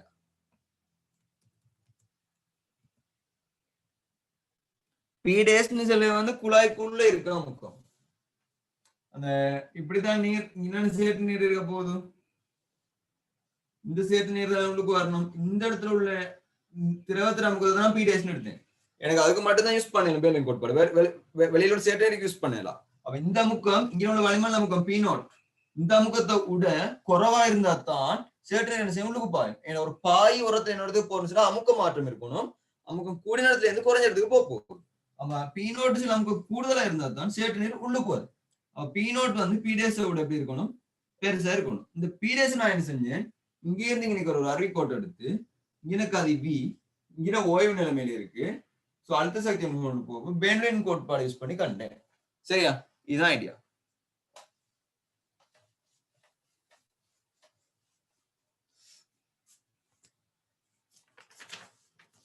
சரி, அடுத்து 31க்கு வாங்க.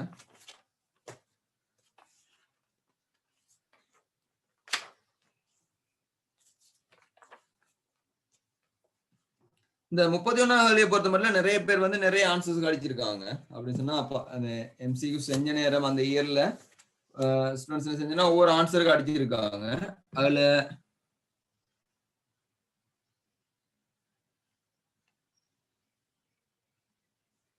28 மிஸ்ஸிங்கா, 28 மிஸ்ஸிங்கா. சோ 28 கொஞ்சம் பார்த்துட்டு பார்ப்போம் வாங்க.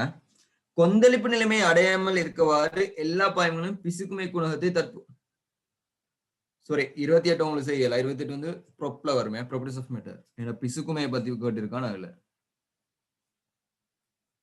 சரியா? ப்ரோப் அவசரப்படுவானா. இதுக்கு 31க்கு வாங்க. 31 சொல்லி வந்து என்ன சொன்னா ஒரு சேற்று நிலம். இது வந்து உண்மையா நடந்த சம்பவம் உண்டு. ஸ்ரீலங்கா நடந்த உண்மையான ஒரு சம்பவம் உண்டு. கொழும்பு ஏரியாவில் வந்து அந்த குப்பை மேடு சரிஞ்சு விழுந்தது. ஏன் இந்த குப்பை மேடு சரிஞ்சு விழுந்துச்சு? அப்ப அதை பேஸ் பண்ணி தான் இந்த கேள்வி ஒன்று எடுத்துருக்கேன். இப்ப இதுல பாருங்க, ஒன்னாவது ஊடெல்லாம் இப்படி இருக்கு, குப்பை மேடு இங்க இருக்கு, இங்க ஊடெல்லாம் இருக்கு. புறம் என்ன செஞ்சிச்சுன்னா இந்த குப்பை மேடு உளுந்த உடனே அப்படி சொன்னா இங்கனால குப்பை மேடு இதாக இங்க கீழ்காய் உளுந்த உடனே இந்த இடத்துக்கு வந்த உடனே இந்த ஊடுகள் எல்லாம் செஞ்சதுக்கு தாரத்தப்பட்டுச்சு. இந்த செயற்பாடியே நடந்துச்சு. அதுதான் என்ன கோட்பாடு. அப்ப இங்க நல்லா விளங்குது ஏதோ ஹைட்ரோ தான் சம்மந்தப்பட்டு இருக்கு. சோ உங்களுக்கு ஒன்னாவது இந்த திருப்ப கோட்பாடு, இந்த காப்பு தத்துவம் இதெல்லாம் கேன்சல் பண்ணிடுறேன். ஏன்னா இங்க நிலையியல் சம்பந்தம் இல்லை. அப்ப என்ன குப்பை குவியல் ஒரு சேற்று நிலத்துல தான் இது நடந்திருக்கு. சோ சேற்று நிலத்துல என்ன நடந்திருக்கு அதுதான் இங்க ஐடியா. இப்ப நீங்க பாருங்க, இந்த குப்பை மேடு சரிஞ்சு விழுந்த நேரம் இந்த இடத்துல உள்ள சேற்று நீர் வந்து என்ன செய்யும், இடம் மாற்றப்படும். சேற்று நீர் இடம் மாற்றப்பட்டா ஒரே கிடமல்ல அமுக்கத்தை என்ன செஞ்சுக்கணும், சமனா பேணிக்கணும். அப்ப சமனா பேணிய நேரம் இங்க உள்ள அந்த உயரத்துல என்ன செய்யும், சேற்று நிலங்கள உயரத்துல வந்து என்ன செய்யும், மாற்றம் வரும். அப்ப உயரத்துல மாற்றம் வர டைம் இதை செய்ய ஒரு கேவா இதா வளைய பார்க்கும். இப்படி இருந்தது என்ன செஞ்சிருக்கு, அமுக்கத்தை சீரா சமனா பேணி வச்சுட்டு இருக்கு சேற்று நிலம். நீங்க பாருங்க ஒரே மட்டத்துல சேற்று நிலம் இருக்கு. இப்ப திடீர்னு சொல்லி இந்த ஸ்பேஸுக்குள்ள இது வந்து உளுந்தா இவ்வளவு நீரும் தள்ளப்பட போகுது. தள்ளப்பட்டு சொன்னா இங்க உள்ள அமுக்கத்தை சமனா பேணுறதுக்கு என்ன செய்யும், தள்ளப்பட்ட நீர் வந்து மேலுக்கு தான் போப்பாகும். அப்ப மேலுக்கு போறதால இந்த ஊட்ட அப்படியே தள்ளி விட்டுட்டு என்ன செய்யும், இங்கதான் இப்ப என்ன அமுக்கம், சாதாரண நீர் மேற்பரப்புல உள்ள அமுக்கம். இது வந்து உள்ளது ஒரு ஃபோர்ஸ் ஒன்று வந்துட்டு எடிஷனல் அமுக்கம் வந்துட்டு, சோ அமுக்கம் உருவெடுத்தப்பட போகுது. இந்த திரவங்கள் உருவெடுத்தப்படுவதால இது அப்படியே தள்ளி விட்டுரும். சோ ஊற்றிலங்கள் என்ன செய்யும், வந்து வெளி அளவு அதாவது சிதறி அடிக்கப்பட்டுச்சு. இதுதான் இங்க நடந்த செயற்பாடு. சோ இது காரணம் என்ன, பெஸ்கால தத்துவம். அமுக்கம் ஊடுகடத்தப்படும் நிபந்தனை. இன்னைக்கு வந்து அமுக்கம் ஊடுகடத்தப்படும். இதை நீங்க எங்க பாப்பீங்கன்னு சொன்னா, இதே செயற்பாடு இருக்கு இந்த திரவியல் யாக்குன்னு சொல்லி. இப்படி நான் ஷார்ட் ஆறேன். இதுல நீங்க பாருங்க ஜக்லஸ் இங்க அமிழ்த்தினுடையும் இது என்ன செய்யுது, மேலுக்கு போகுது. அப்ப அதே மாதிரி சேற்றில நீங்க விழுந்து இந்த நீரை இந்த சேற்று இந்த குப்பை மேடு விழுந்து சேற்றில அமிழ்த்தின நேரம் இது அப்படி என்ன செஞ்சுட்டு மேலுக்கு போனிச்சு. சோ ஊடெல்லாம் சிதையடிச்சப்பட்டுச்சு. இதுதான் நடந்த செயற்பாடு. சோ பெஸ்காலின் தத்துவமே இதுக்கு காரணம்.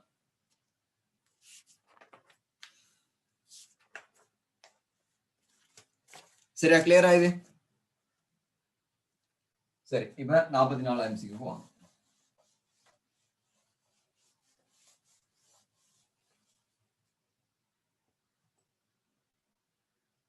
ஓ மூடிய தொகை தான் வரும். இங்கே மூடிய தொகை தான். பெஸ்கால் தத்துவம் சில வந்து ஓயில் உள்ள பாய் எல்லாத்தையும் யூஸ் பண்ணலாம். சோ இதுவும் பெஸ்கால் தத்துவம் இப்பதான் வருது. ஒரு ஓயில் இருக்கு, அந்த பாயை கருதும். சரி, அடுத்து இந்த ஒரு சில் உண்டு 44 MCக்கு வாங்க. உருளும் சில் உண்டு மையத்துல இருந்து நேர்வோட்ட வேகம் வியோட போகுது. இப்போ உங்களுக்கு கேட்ட கேள்வி என்னன்னா, மேற்பரப்பில் உள்ள புள்ளி பீல, அப்ப மேற்பரப்பில் உள்ள ஒரு புள்ளி பீன்னு சொல்லி இந்த இருக்கு, இந்த இடத்துல உள்ள இந்த பீல என்ன மாற்றம், அதாவது வேகத்துல மாறல் எப்படி வரும் சொல்லிதான் இந்த கேள்வி.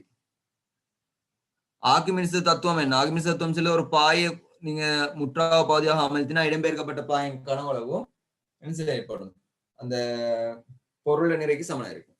இடம்பெயர்க்கப்பட்ட பாயின் நிறை வந்து பொருள் நிறைக்கு சமனா இருக்கும். அதனால ஆர்கிமிடிஸ் சாரி, ஒரு பாய முற்றாக பாதியாக நீங்க அமிழ்த்தினீங்க, அமிழ்த்தப்பட்ட கனவளவு இடம்பெயர்க்கப்பட்ட பாயிட கனவுக்கு சமன். சோ அதுல இருந்து நிறைய பத்தி பேசியிருக்காரு. நிற ரெண்டும் சமன் சொல்லி அதுல இருந்து மேல் மிதப்பு வந்து யூஸ் பண்ணிருக்காரு. இப்ப என்னன்னு சொன்னா, கிராஃப் உங்கள்கிட்ட கேள்வியா கேட்டிருக்கான். அப்ப கிராஃப் கேள்வியா கேட்டா இந்த வேவ் திரும்பாது. நல்லாவே உங்களுக்கு தெரியும், ஒரு உருளும் இயக்கம் ஒன்று பார்த்த மட்டும் இந்த இடத்துல வந்து தொடலி வேகம் இங்க வியும் வரப்போகுது, நேர்வோட்டு வேகம் இந்த திசையில வி இருக்கும். சோ ரெண்டும் சேர்ந்து இங்க வேல் வேகம் 2v வரும். இங்க வந்து தொடலி வேகம் இங்கால வரும், இப்படியே சுத்தி வருது. தொடலி வேகம் இங்கால வரும், நேர்வோட்டு வேகம் இங்கால வரும். சோ ரெண்டும் சேர்ந்தீங்கன்னா பூச்சியமா இருக்கும். நல்லா உங்களுக்கு தெரிஞ்ச விஷயம். அப்ப ரெண்டும் சேர்ந்தா என்ன பூச்சியமா இருக்கும்னு சொன்னா, ஜீரோல என்ன கிராஃப் தொடங்கும். அப்ப மூணாவது கிராஃபை கட் பண்ணி விட்டுறேன். மூணாவது கிராஃப் உங்களுக்கு ஆன்சர்ல வராது. இப்ப நான் என்ன செய்யணும், ஒரு குறித்த கணம் வந்து போன பிறகு அப்படின்னா இப்படி இங்கே கிராஃப் கார்டு இருக்கான், இங்கே ஒரு குறித்த கணம் போன பிறகு நேரோட்ட வேகம் இப்படி வி இருக்குது, கிடையோட தொடலி வேகம் தீட்டா கோணத்தை அமைச்சிய கணத்துல நான் ஒன்று இருக்கேன். எனக்கு தெரியாத ஒரு டீ கணம் வந்து போன போறோம். இப்படித்தான் சுழந்து போக போகுது. இந்த பீண்ட புள்ளி இப்படித்தான் சுழிச்சு அழிஞ்சு போக போகுது. அப்படி போறதால ஒரு டீண்ட கணத்துல தொடலி வேகம் சரியா மையத்துல செங்குத்தா இருக்கும். சோ அதுக்கு இடையோட டீட்டா கோணத்தை அமைச்சுது. நிலை குத்து நேர்வோட்டு வேகம் இந்த இடத்துல இப்படித்தான் இருக்க போது வி. அப்ப இந்த கணத்தை நான் அடிக்கேன். அப்ப இந்த கணத்தை பொறுத்த மட்டும் பாருங்க, உங்களுக்கு கேட்டது அன்லைன் பண்ணி வைங்க. பீட வேகத்துல கிடைக்கூறு அன்லைன் பண்ண கிடைக்கூற மாதிரிலதான் கேட்டிருக்கு. அப்ப இதை நான் கூறு பிரிச்சேன்னு சொன்ன கிடைக்கூறு இங்கால பாருங்க, இது வினா வி கொஸ் டீட்டா, இங்க நிலைக்குத்து கூறு வி சைன் டீட்டா.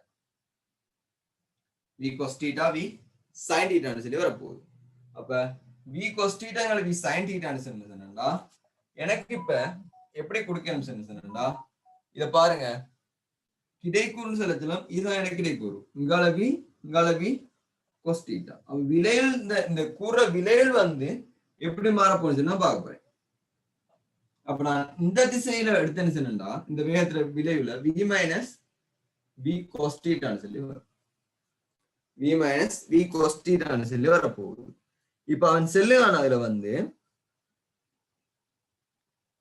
மிகச்சிறந்த முதல் வகை குறைப்பது. அப்ப v மைனஸ் v cos θன்னு சொல்லி வரச்சனா நீங்க பாருங்க, நான் v எப்போது எடுத்தா 1 மைனஸ் cos θன்னு சொல்லி வரப்போகுது. அப்ப கிடைக்கூறு நான் vx எடுத்தா அந்த vx எந்த சமன் v into 1 minus cos θ. அப்ப cos θ வந்து 1 minus cos θ உங்களுக்கு தெரியும். cos θ மேக்ஸிமம் வந்து 1, cos θ மினிமம் வந்து -1. Maximum 1 minimum -1. மேக்ஸிமம் 1 போட்டீங்க சொன்னா vx பெருமானம் என்ன வருது உங்களுக்கு 0 வரும். vx பெருமானம் வந்து 0 வரும். -1 போட்டீங்க சொன்னா vx பெருமானத்தை நீங்க பாருங்க, v into 1 minus -1. so vx வந்து உங்களுக்கு 2a. vx வந்து 2a. Sorry, cos θ maximum 1. ஆனா இங்கனைக்கு வந்து உங்களுக்கு 0 போடணுமே. இங்கனைக்கு வந்து நீங்க பாத்தீங்கன்னா உங்களுக்கு 0 போட்டுக்கலாமானதா இருக்கும். சோ சாரி, பிரச்சனை இல்லாம vx வந்து 0வும் 2a உடையதா இருக்கு. அப்ப 0க்கும் 2vக்கும் இடையில இந்த கிராஃப்ல மாறல இருக்க போகுது.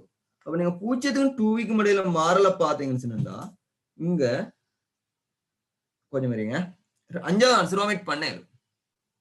உங்களுக்கு வர 5வது ஆன்சர் செஞ்சிடல ஒமிட் பண்ணி விட்டுறேன்.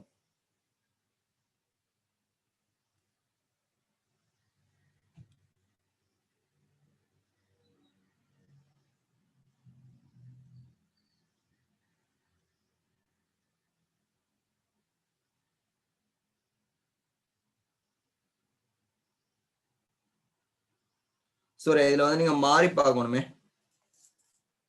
இதுல என்ன சொன்னா இப்ப vx minus v cos θன்னு சொல்லி கேட்டிருக்கான். இப்ப கிடைக்கூறு vx ஆன நேரம் t உடன் மாறும் மிகச்சிறந்த முதல்வாய் குறிப்பது. நெக்ஸ்ட் மெத்தடுக்கு செய்யலாம். கொஞ்சம் மீறிங்க, அவசரப்பட வேண்டாம். அடுத்த மெத்தட் நான் ப்ரூஃப் பண்ணி ஈக்குவேஷன் எடுக்க போறேன். அதுக்கு பிறகு நான் அடுத்த மெத்தட் சொல்லி தரேன். அடுத்த மெத்தட் படி உங்களுக்கு பார்க்கலும் இன்னைக்கு வந்து சொன்னா இங்க v இங்க v இருக்க போகுது. சோ v இங்க vனா √2v. சரி, இப்போ ஒரு வட்டேகத ஒரு ஆளுக்கு சுழற்சி கலப்பிக்கிறது தெரியும். இங்க 0 இங்க 2v அப்படித்தானே. அப்ப இங்க 2v இங்க வந்து இங்கால தொடலி வேகம் v, இந்த வேகம் v. So √2v. சோ இங்க வந்து இங்கால v, கீழ v, இங்க v. சோ இங்கால √2v. அப்ப இதுக்கேற்ற மாதிரி உங்களுக்கு என்ன செய்யணும், கிராஃப் மாத்தலும். அப்ப இதுக்கேற்ற மாதிரி நீங்க கிராஃப் பாத்தீங்கன்னா பரிதியில் உள்ள ஒரு புள்ளி ஆகும். பரிதியில் உள்ள புள்ளி பி ஓகே 0ல தொடங்குதோ பியின் கூறின் பியின் வேகத்தின் கிடைக்கூறு vx. அப்ப மேற்பரப்பு தொடர்பாக காட்டிருக்காங்க. அப்ப நீங்க இந்த டைம்ல பாத்தீங்கன்னு சொன்னா vx வந்து இந்த திசையில இருக்கு. அப்ப இந்த டைம்ல நீங்க வார நேரம் இங்க இருந்து இங்க வரக்கான மாறல் வந்து ஒரு கணத்தை எடுத்தீங்கன்னு சொன்னா இங்கால உண்டு இங்கால. சோ விலை இங்காலே வந்துட்டு இருக்க போகுது. சோ அந்த மைனஸ்னு சொல்லி பார்த்தா உங்களுக்கு என்ன செய்யணும், ஆன்சர் பண்ணிட்டு போயிடும். நான் இப்ப என்ன செய்யணும், ப்ரூஃப் பண்ணி இதுல இருந்து போறேன். அப்ப நான் இதுல இருந்து நான் போற நேரம் பாருங்க, எனக்கு maximum 0, sorry maximum 2v minimum 0. அப்ப மேக்ஸிமம் 2v மினிமம் 0 சொன்னா அதுக்குள்ள மாறல காட்டு கிராஃப் வந்து எனக்கு 1வது கிராஃப் மட்டும்தான். சரியா, அதை வச்சு எனக்கு என்ன வரையல. அப்படி இல்லைன்னு சொன்னா இந்த 1வது கிராஃப் பாருங்க, 0க்குள்ளேயும் 2vக்குள்ள இந்த மாறல காட்டுது உங்களுக்கு. இங்க 2v இங்க 0. அப்ப நான் அப்படி இல்லை, நீங்க இதுல யோசிச்ச போற ஒரு ஆள் இங்க 0 இங்க 2v மேக்ஸிமம். இங்கால திசையில் நான் 1 பாருங்க பிளஸ் எல்லாத்திர திசையும் நீங்க பாத்தீங்கன்னு சொன்னா கிடைக்கூற திசையை பாத்தீங்கன்னா இங்க v இங்க 2v இங்க v இங்க 0. எந்த சந்தர்ப்பத்தாலும் கிடைக்கூறு இங்காலமா இருக்குது உங்களுக்கு விளைவு. கிடைக்கூறு இங்காலமா மாறத்தால பிளஸ்ல மட்டும்தான் இருக்க போகுது. மேக்ஸிமம் 2v வச்சு 1வது ஆன்சர் முடிச்சிடும். நான் என்ன செய்யேன், இந்த மேக்ஸிமம் பாயிண்ட் மினிமம் பாயிண்ட் வச்சு ஆன்சர்ல 1வது சூட்டபிள் சொல்லி காட்டியேன். விளங்கிச்சா? இதுதான் ஐடியா இருக்கு. கிளியரா? நீங்க சொன்னாதான் அடுத்த 3000 நிறைய விஷயம் என்ன ஸ்ட்ரக்சரும் பார்க்க இருக்கேன்.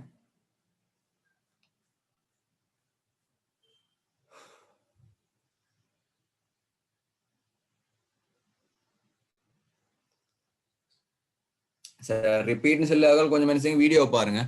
எனக்கு வேற வழி இல்லை, மறுநாள் இந்த ஃபுல்லா விளப்படுத்திருக்கலாம். நான் ஒரு சந்தர்ப்பத்தை எடுக்கேன், அந்த சந்தர்ப்பத்தை கூரை பிரிச்சேன், கூரை பிரிச்சு மேக்சிமத்தையும் மினிமத்தையும் பார்க்கேன். மேக்சிமத்தையும் மினிமத்தையும் பார்த்தா மேக்சிமம் பாயிண்ட் வந்து 2V இருக்கு, மினிமம் 0 இருக்கு. ஸோ அதுக்கு சூட்டபிளா இருக்கிறது வந்து ஒரே ஒரு ஆன்சர். அப்ப அதை வச்சு நான் கேள்வியை முடிச்சு விட்டேன். சரியா? Vx 0வும் 2Vயும் வருது, அவ்வளவுதான். சரி, அடுத்தது போம். 48 சாய்தளம் கழிப்போம்.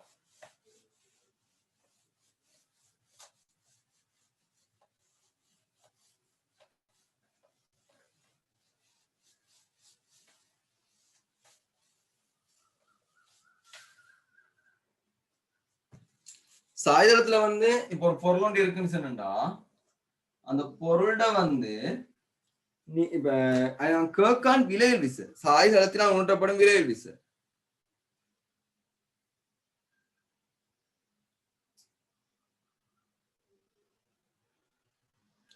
சரியா? ரெண்டும் பிளஸ்ல ரெண்டு எப்படி கண்டுபிடிச்ச?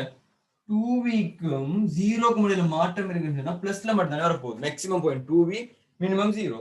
ஸோ பிளஸ்ல மட்டும் தான் வரப்போகுது, ஒரு திசையில மட்டும் தான் வரப்போகுது, இங்கால மட்டும் தான் வரும், அவ்வளவுதான். சரியா? தொடலி வேகம் வீட மாறல் சொல்ல நீங்க என்ன செய்யறீங்க, கூறு பிரிச்சு விட்டீங்கன்னா V cos θ.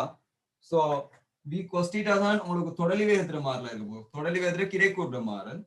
அது வந்து உங்களுக்கு கொஸ்டின்ல வரும், இப்படி வரும். இது கிடைக்கூறு தொடலி வேகத்தை மட்டும் பார்த்தா. சரியா? இப்ப இதுல வந்து பாருங்க, நிற வந்து கீழ் நோக்கி தாக்க போகுது, இன்ச் உராய் விசை ஒண்ணு செய்யும் இங்கால வழங்கப்படும், இவ்வளவுக்காம இருக்குது. செவ்வன் மரதாக்கம் செய்யும் மேல் வழங்கப்படும். இது ரெண்டையும் விலையில் தான் விலையில் மரதாக்கம் சொல்லுது. அந்த விலையில் மரதாக்கம் எப்படி இருக்கும்? சரியா? டிரெக்டா நேரே இருக்கும், எம்ஜிக்கு நேரே இருக்கும். அப்ப அதுக்கு இதுக்கு சர்வசமான விஷயத்தான் பொருளாதார செய்ய போது சாயத்துக்கு வழங்க போகுது. ஸோ ஆர் டேஸ் நேரே இருக்கும். நிறதாக்கம் நிலைக்கு தான் நேர் நோக்கி காணப்படும் இந்த விலையில் மரதாக்கம் சில விஷயம். ஸோ இதுக்கு வந்து 3வது ஆன்சர் சூட்டபிளா இருக்கு. சரியா? இதுதான் இது விஷயம். ஏன்னா உணர்த்தப்படு விலையில் விசேப்னு சொல்லி விலையில் மருதாக்கம் தான் கேள்வியா கேட்கான். உரா விசையிலையும் செவன் மருதாக்கிற விலையில் தான் விலையில் மருதாக்கம். சரி, நான் 50 MCக்கு மூவாங்க. வாங்க இப்ப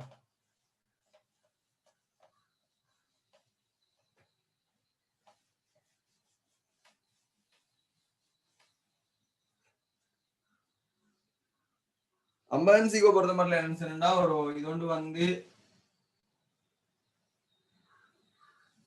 ஒரு பொருள் ஒன்று மேலேந்து விடுவாங்க. இந்த பொருள் வந்து இங்கால வந்து எரியப்பாதையில போகுது. இப்ப கேட்டது வந்து நேரத்துக்கான விகிதம். ஏயிலிருந்து பி அடைஞ்சு சி வர பயணத்தை மேற்கொள்ளுதோ, அப்ப இங்க துணிக்க வந்து இப்படி வந்து இங்கால ஒரு பாதையில வந்து இப்ப சீண்ட புள்ளிய வர அடையுது. இப்ப இந்த A to B, B to Cக்கான நேரமும் இடப்பெயர்ச்சிக்குமான விகிதம் தான் எனக்கு கேள்வி. சாரி, கிடை வீச்சுமே பிஎல்என் சிக்கும் எடுத்த சென்ற தூரங்களும் முறையே தூரங்களுக்குமான விகிதம். எந்த தூரம் கூட, அதுதான் நான் என்ன கேட்ட கேள்வி. சரியா? இப்ப நீங்க பாத்தீங்கன்னு சொன்னா, இங்கே இருந்து இந்த பொருள் இங்கே வருது, அதுக்கு பொருள் இங்கால போகும். இது ஒப்பமான மேற்பரப்புன்னு சொல்லியிருக்காங்க. அப்ப இந்த பொருள் எந்த நேரம் வந்தாலும் தொலைப்பட போறது ஒரு மருதாக்கம் ஒன்று இருக்கும், ஒரு மருதாக்கம் ஒன்று இருக்கதான் போகுது. இந்த பொருள் இந்த வட்டப்பாதை வழியே வார எல்லா சந்தர்ப்பத்திலையும் ஒரு மருதாக்கம் ஒன்று இருக்கதான் போகுது. அப்ப நீங்க சொல்லுங்க, இந்த பொருள் இப்படி கீழ் நோக்கி வருதுன்னு சொன்னா, இந்த பொருள் இந்த சாதிலத்தின் வழியை எப்படி கீழ் நோக்கி வார சந்தர்ப்பத்துல ஏதாவது சரி ஒரு ஏதாவது அங்கே இருந்து வரும் மட்டும் இதுல நிற மட்டுமா கீழ் நோக்கி தாக்குது, இல்ல மேல் நோக்கி செவன் மருதாக்கத்துல ஒரு கூறும் வருமா? சிலவாபம் மேல் நோக்கி செய்ய மருதாக்கத்துல ஒரு கூறும் வரத்தான் போகுது. அப்ப அந்த மருதாக்கத்துல கூறுனா ஆர் டேஸ்ன்னு சொல்லி இருக்கு. இங்க பாருங்க, இந்த நீங்க மருதாக்கம் சொல்லி இந்த மையத்தை நோக்கி இருக்க போகுது வர நேரம். சோ அதை மேல் நோக்கி கூறுனா ஆர் டேஸ்ன்னு சொல்லி இருக்கு.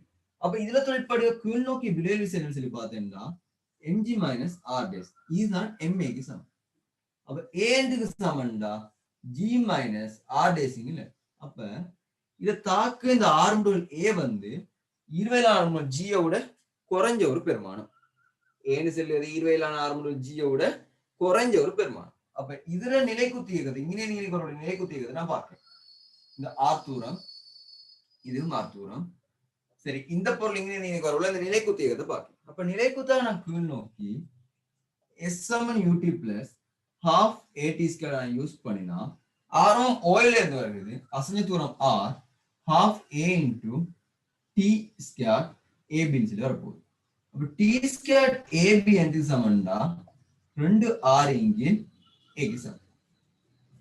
2R இங்கே A க்கு சமம் இருக்க போகுது. T square AB. இந்த நான் இந்த எரியப்பாறையில போறேன் பாருங்க, கிடவேகு ஒரு V மட்டும் தான் இருக்க போகுது, நிலைக்குத்து வேகூர் இல்லை. அப்ப இதுல நிலைக்குத்து இருக்கிறது நான் காட்டுறது கீழ் நோக்கி S7UT plus half AT square use பண்ணேன்னு சொன்னா பாருங்க, இங்க இருந்து இங்க வர மட்டும் போன தூரம் R, ஆரம்ப நிலைக்குத்து வேகம் 0 half G TBC square. அப்ப TBC என்றதுக்கு சமம்னு சொல்லி பார்த்தா 2R இங்கே G க்கு சமம். 2R இங்கே இதுல இருந்து நீங்க பாருங்க, ஏ பெருசா ஜி பெருசான்னு கேட்டா ஜி தான் பெருசு. ஏன்னு சொன்னா ஜி தான் பெருசு. காரணம் இந்த ஏன்னு சொல்ல ஜி ஒரு பெருமானம் கழிவற்று இருக்குது. அப்ப ஜி பெருது ஏன்றது. அப்ப இதுல இருந்து எனக்கு ஜி எழுவாக்கினா டிஆர் இங்கே டி ஸ்கொயர் பிசி பெருது. இதுல இருந்து நான் ஏ எழுவாக்கினா 2R இங்கே டி ஸ்கொயர் ஏபி இந்த சொல்லி வரும். இல்ல 2R குறுக்கு பெருக்கம் செஞ்சு விட்டுருந்தா டி ஸ்கொயர் ஏபி பெருதா இருக்க போதும் டி ஸ்கொயர் பிசியோ விடும். அப்ப டி ஏபி பெருது டிபிசி. சரி, இதான் ப்ரூஃப்.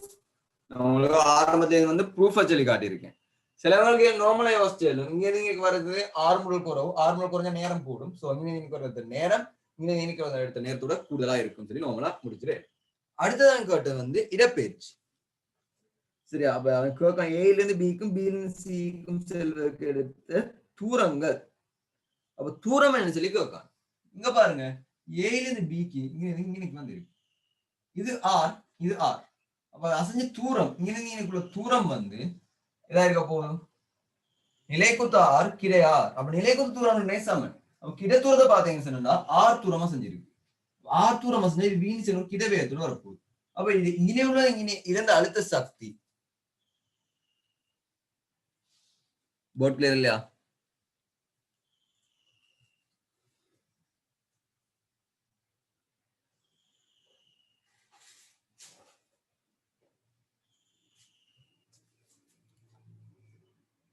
இப்ப சரியா போட்?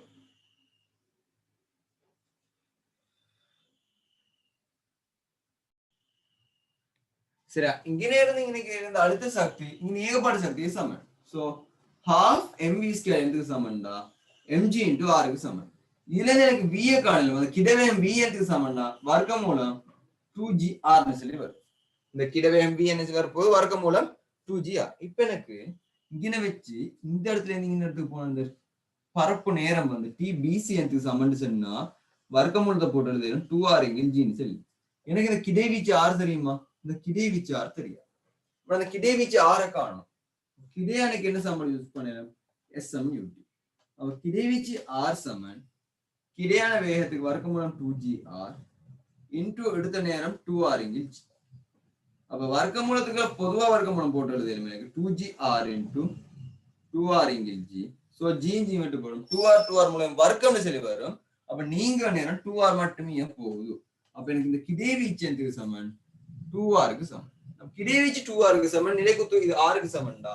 பைதகரஸ் பண்ணி நீங்க போட்டீங்கன்னு சொன்னா இந்த இடப்பெயர்ச்சி அடைஞ்சு இங்க புள்ளிக்குள்ள இந்த இடப்பெயர்ச்சி வந்து வர்க்கமூலம் 5 into r சொல்லி வரும். இப்ப எனக்கு தூரம், அப்ப இதுல நீங்க r போயிருக்கு, இங்க 2r போயிருக்கு. சோ தூரம் எதுக்கு கூட AB க்கு BC க்கு பார்த்தா BC க்கு தான் கூட. சோ SBC பெருசா இருக்க போதும் SAB விட. கிளியரா? இவ்வளவுதான் 2010ல வந்த மெக்கானிக்ஸ் MCQ. இதை பேஸ் பண்ணி வந்த அவ்வளோதையும் உங்களுக்கு வழங்கப்படுத்திட்டேன். இவ்வளவுதான் இதுல உள்ள ஐடியா. சரிங்க, கிளியரா எல்லாருக்கும்?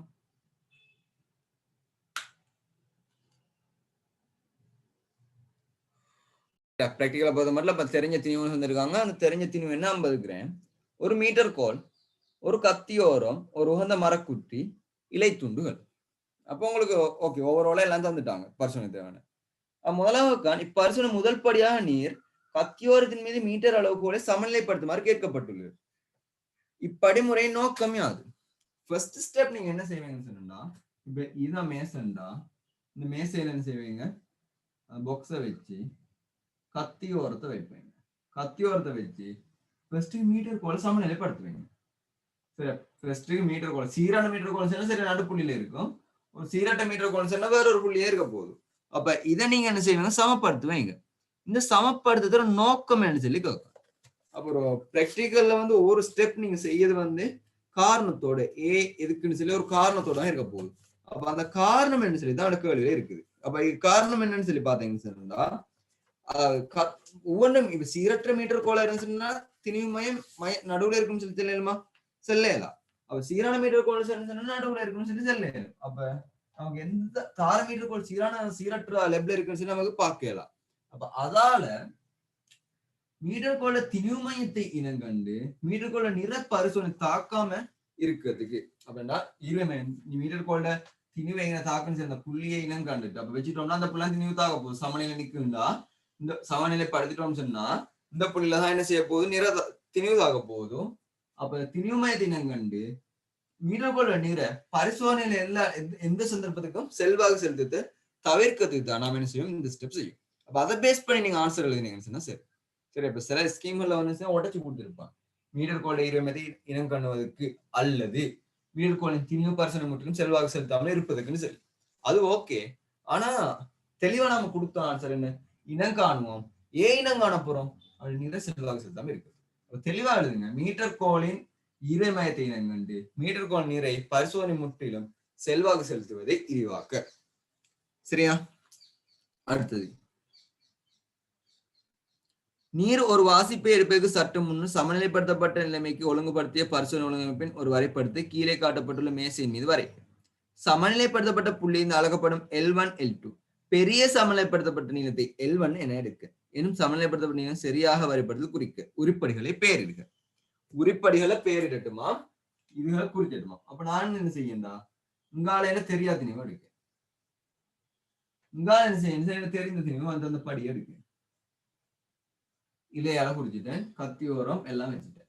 L1 L2 குறிச்சிட்டுமா. அப்ப L1 L2 குறிச்சனால வச்சுக்கோங்க, நிற கூடினா திருப்பு சமனா இருக்கணும்.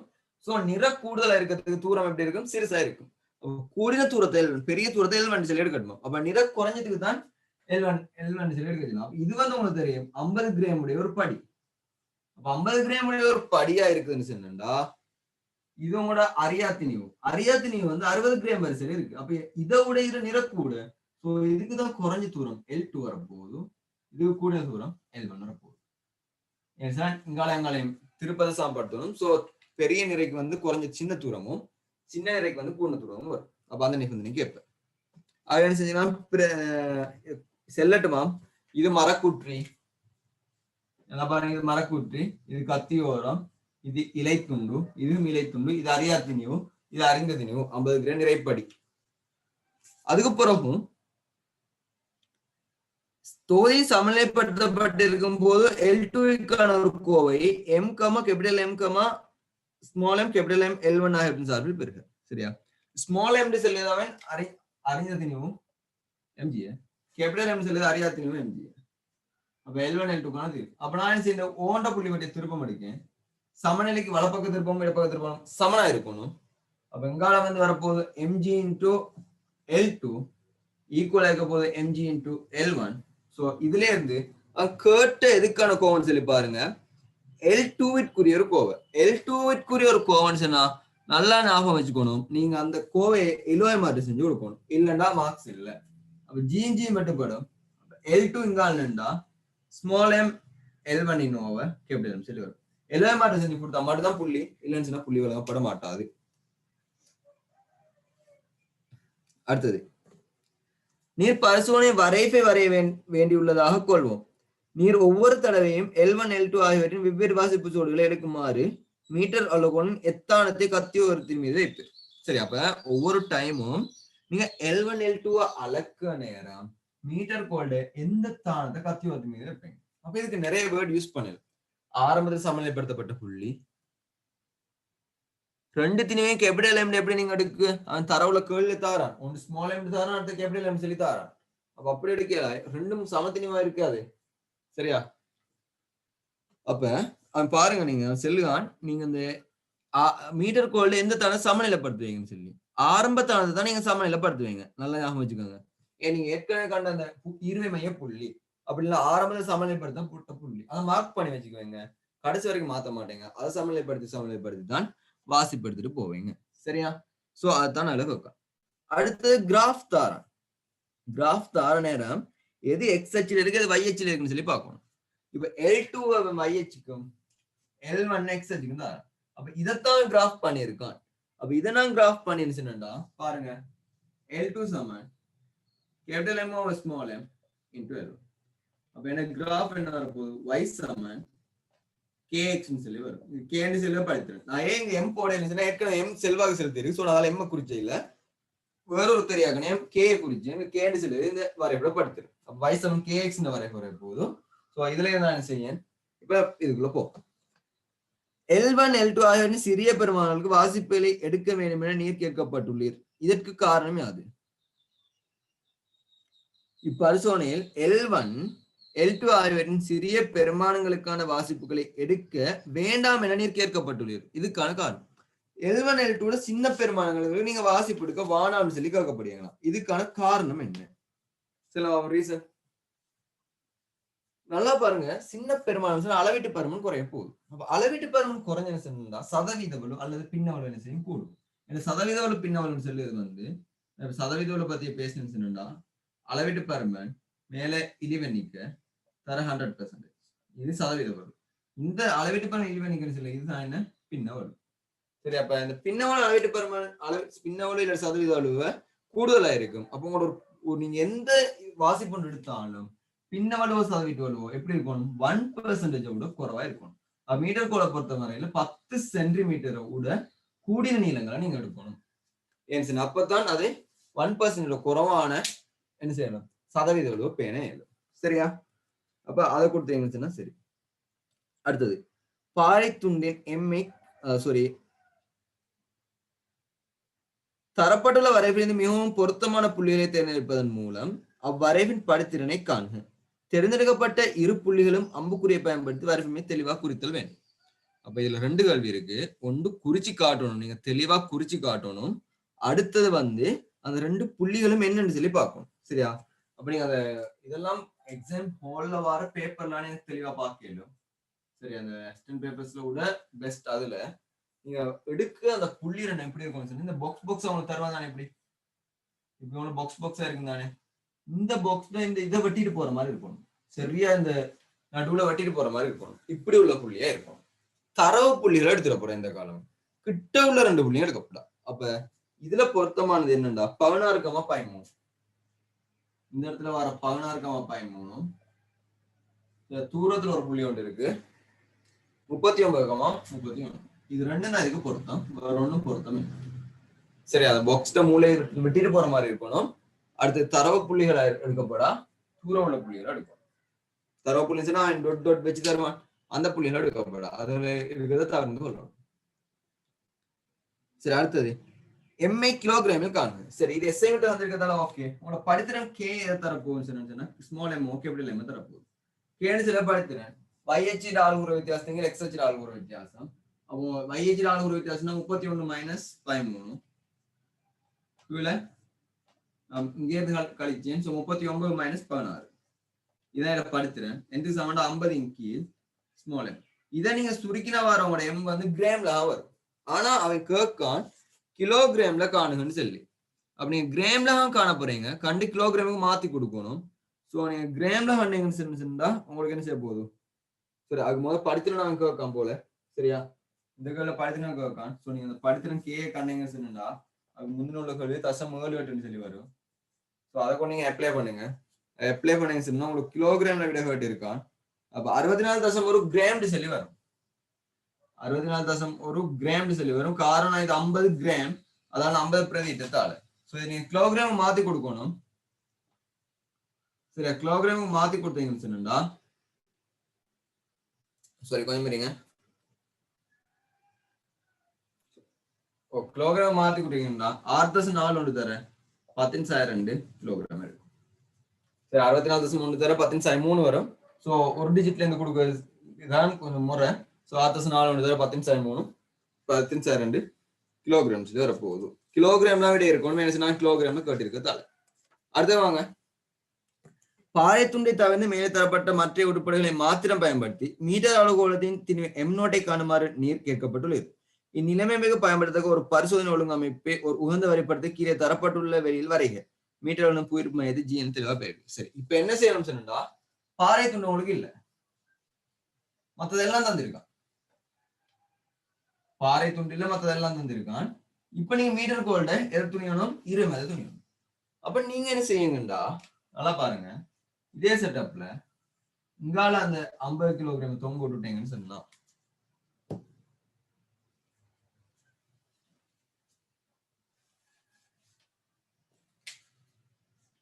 இதே செட்டப்ல இங்கால இந்த 50 கிராம் தொங்க விட்டுட்டீங்கன்னு சொன்னா, இந்த திருப்பத்தை சமப்படுத்துறதுக்கு இங்கால ஒரு திருப்பம் வரணும். அப்ப இந்த ஈரமேத இங்கால நகர்த்தினா, இங்க இந்த ஈரமேத இங்கால நகர்த்தி விட்டேன்னு சொன்னா அந்த மீட்டர் கோட நிறம் வந்து என்ன செய்யும், அதை சமப்படுத்தும். அப்ப இங்கால பக்கத்து திருப்பங்கள் பார்த்து சமனாகும். சோ இப்ப அந்த பாறை துண்டு தேவையா, பாறை துண்டு தேவையில்லை. அப்ப இந்த திருப்பல் கோட்பாடு பயன்படுத்தி உங்களுக்கு என்ன செய்யணும், மீட்டர் கோல்டு நிறைய காண இயலும். இந்த திருப்பல் கோட்பாடு பயன்படுத்தி மீட்டர் கோல்டு நிறைய காணும். இதுக்கான படத்தை தெளிவா வரைஞ்சி பேரிடட்டுமா, ஜிய பேரிடுமா, 20 ஜிய பேரிடுமா. அப்ப நான் 20 இங்கால இருக்க போது இங்கால உள்ள திருப்பத்தை இங்கால திருப்பம் சமன் செய்யத்தாள். கிளியரா? இவ்வளவுதான் உங்களோட திருப்பல் கோட்பாடுல வர கேள்வி.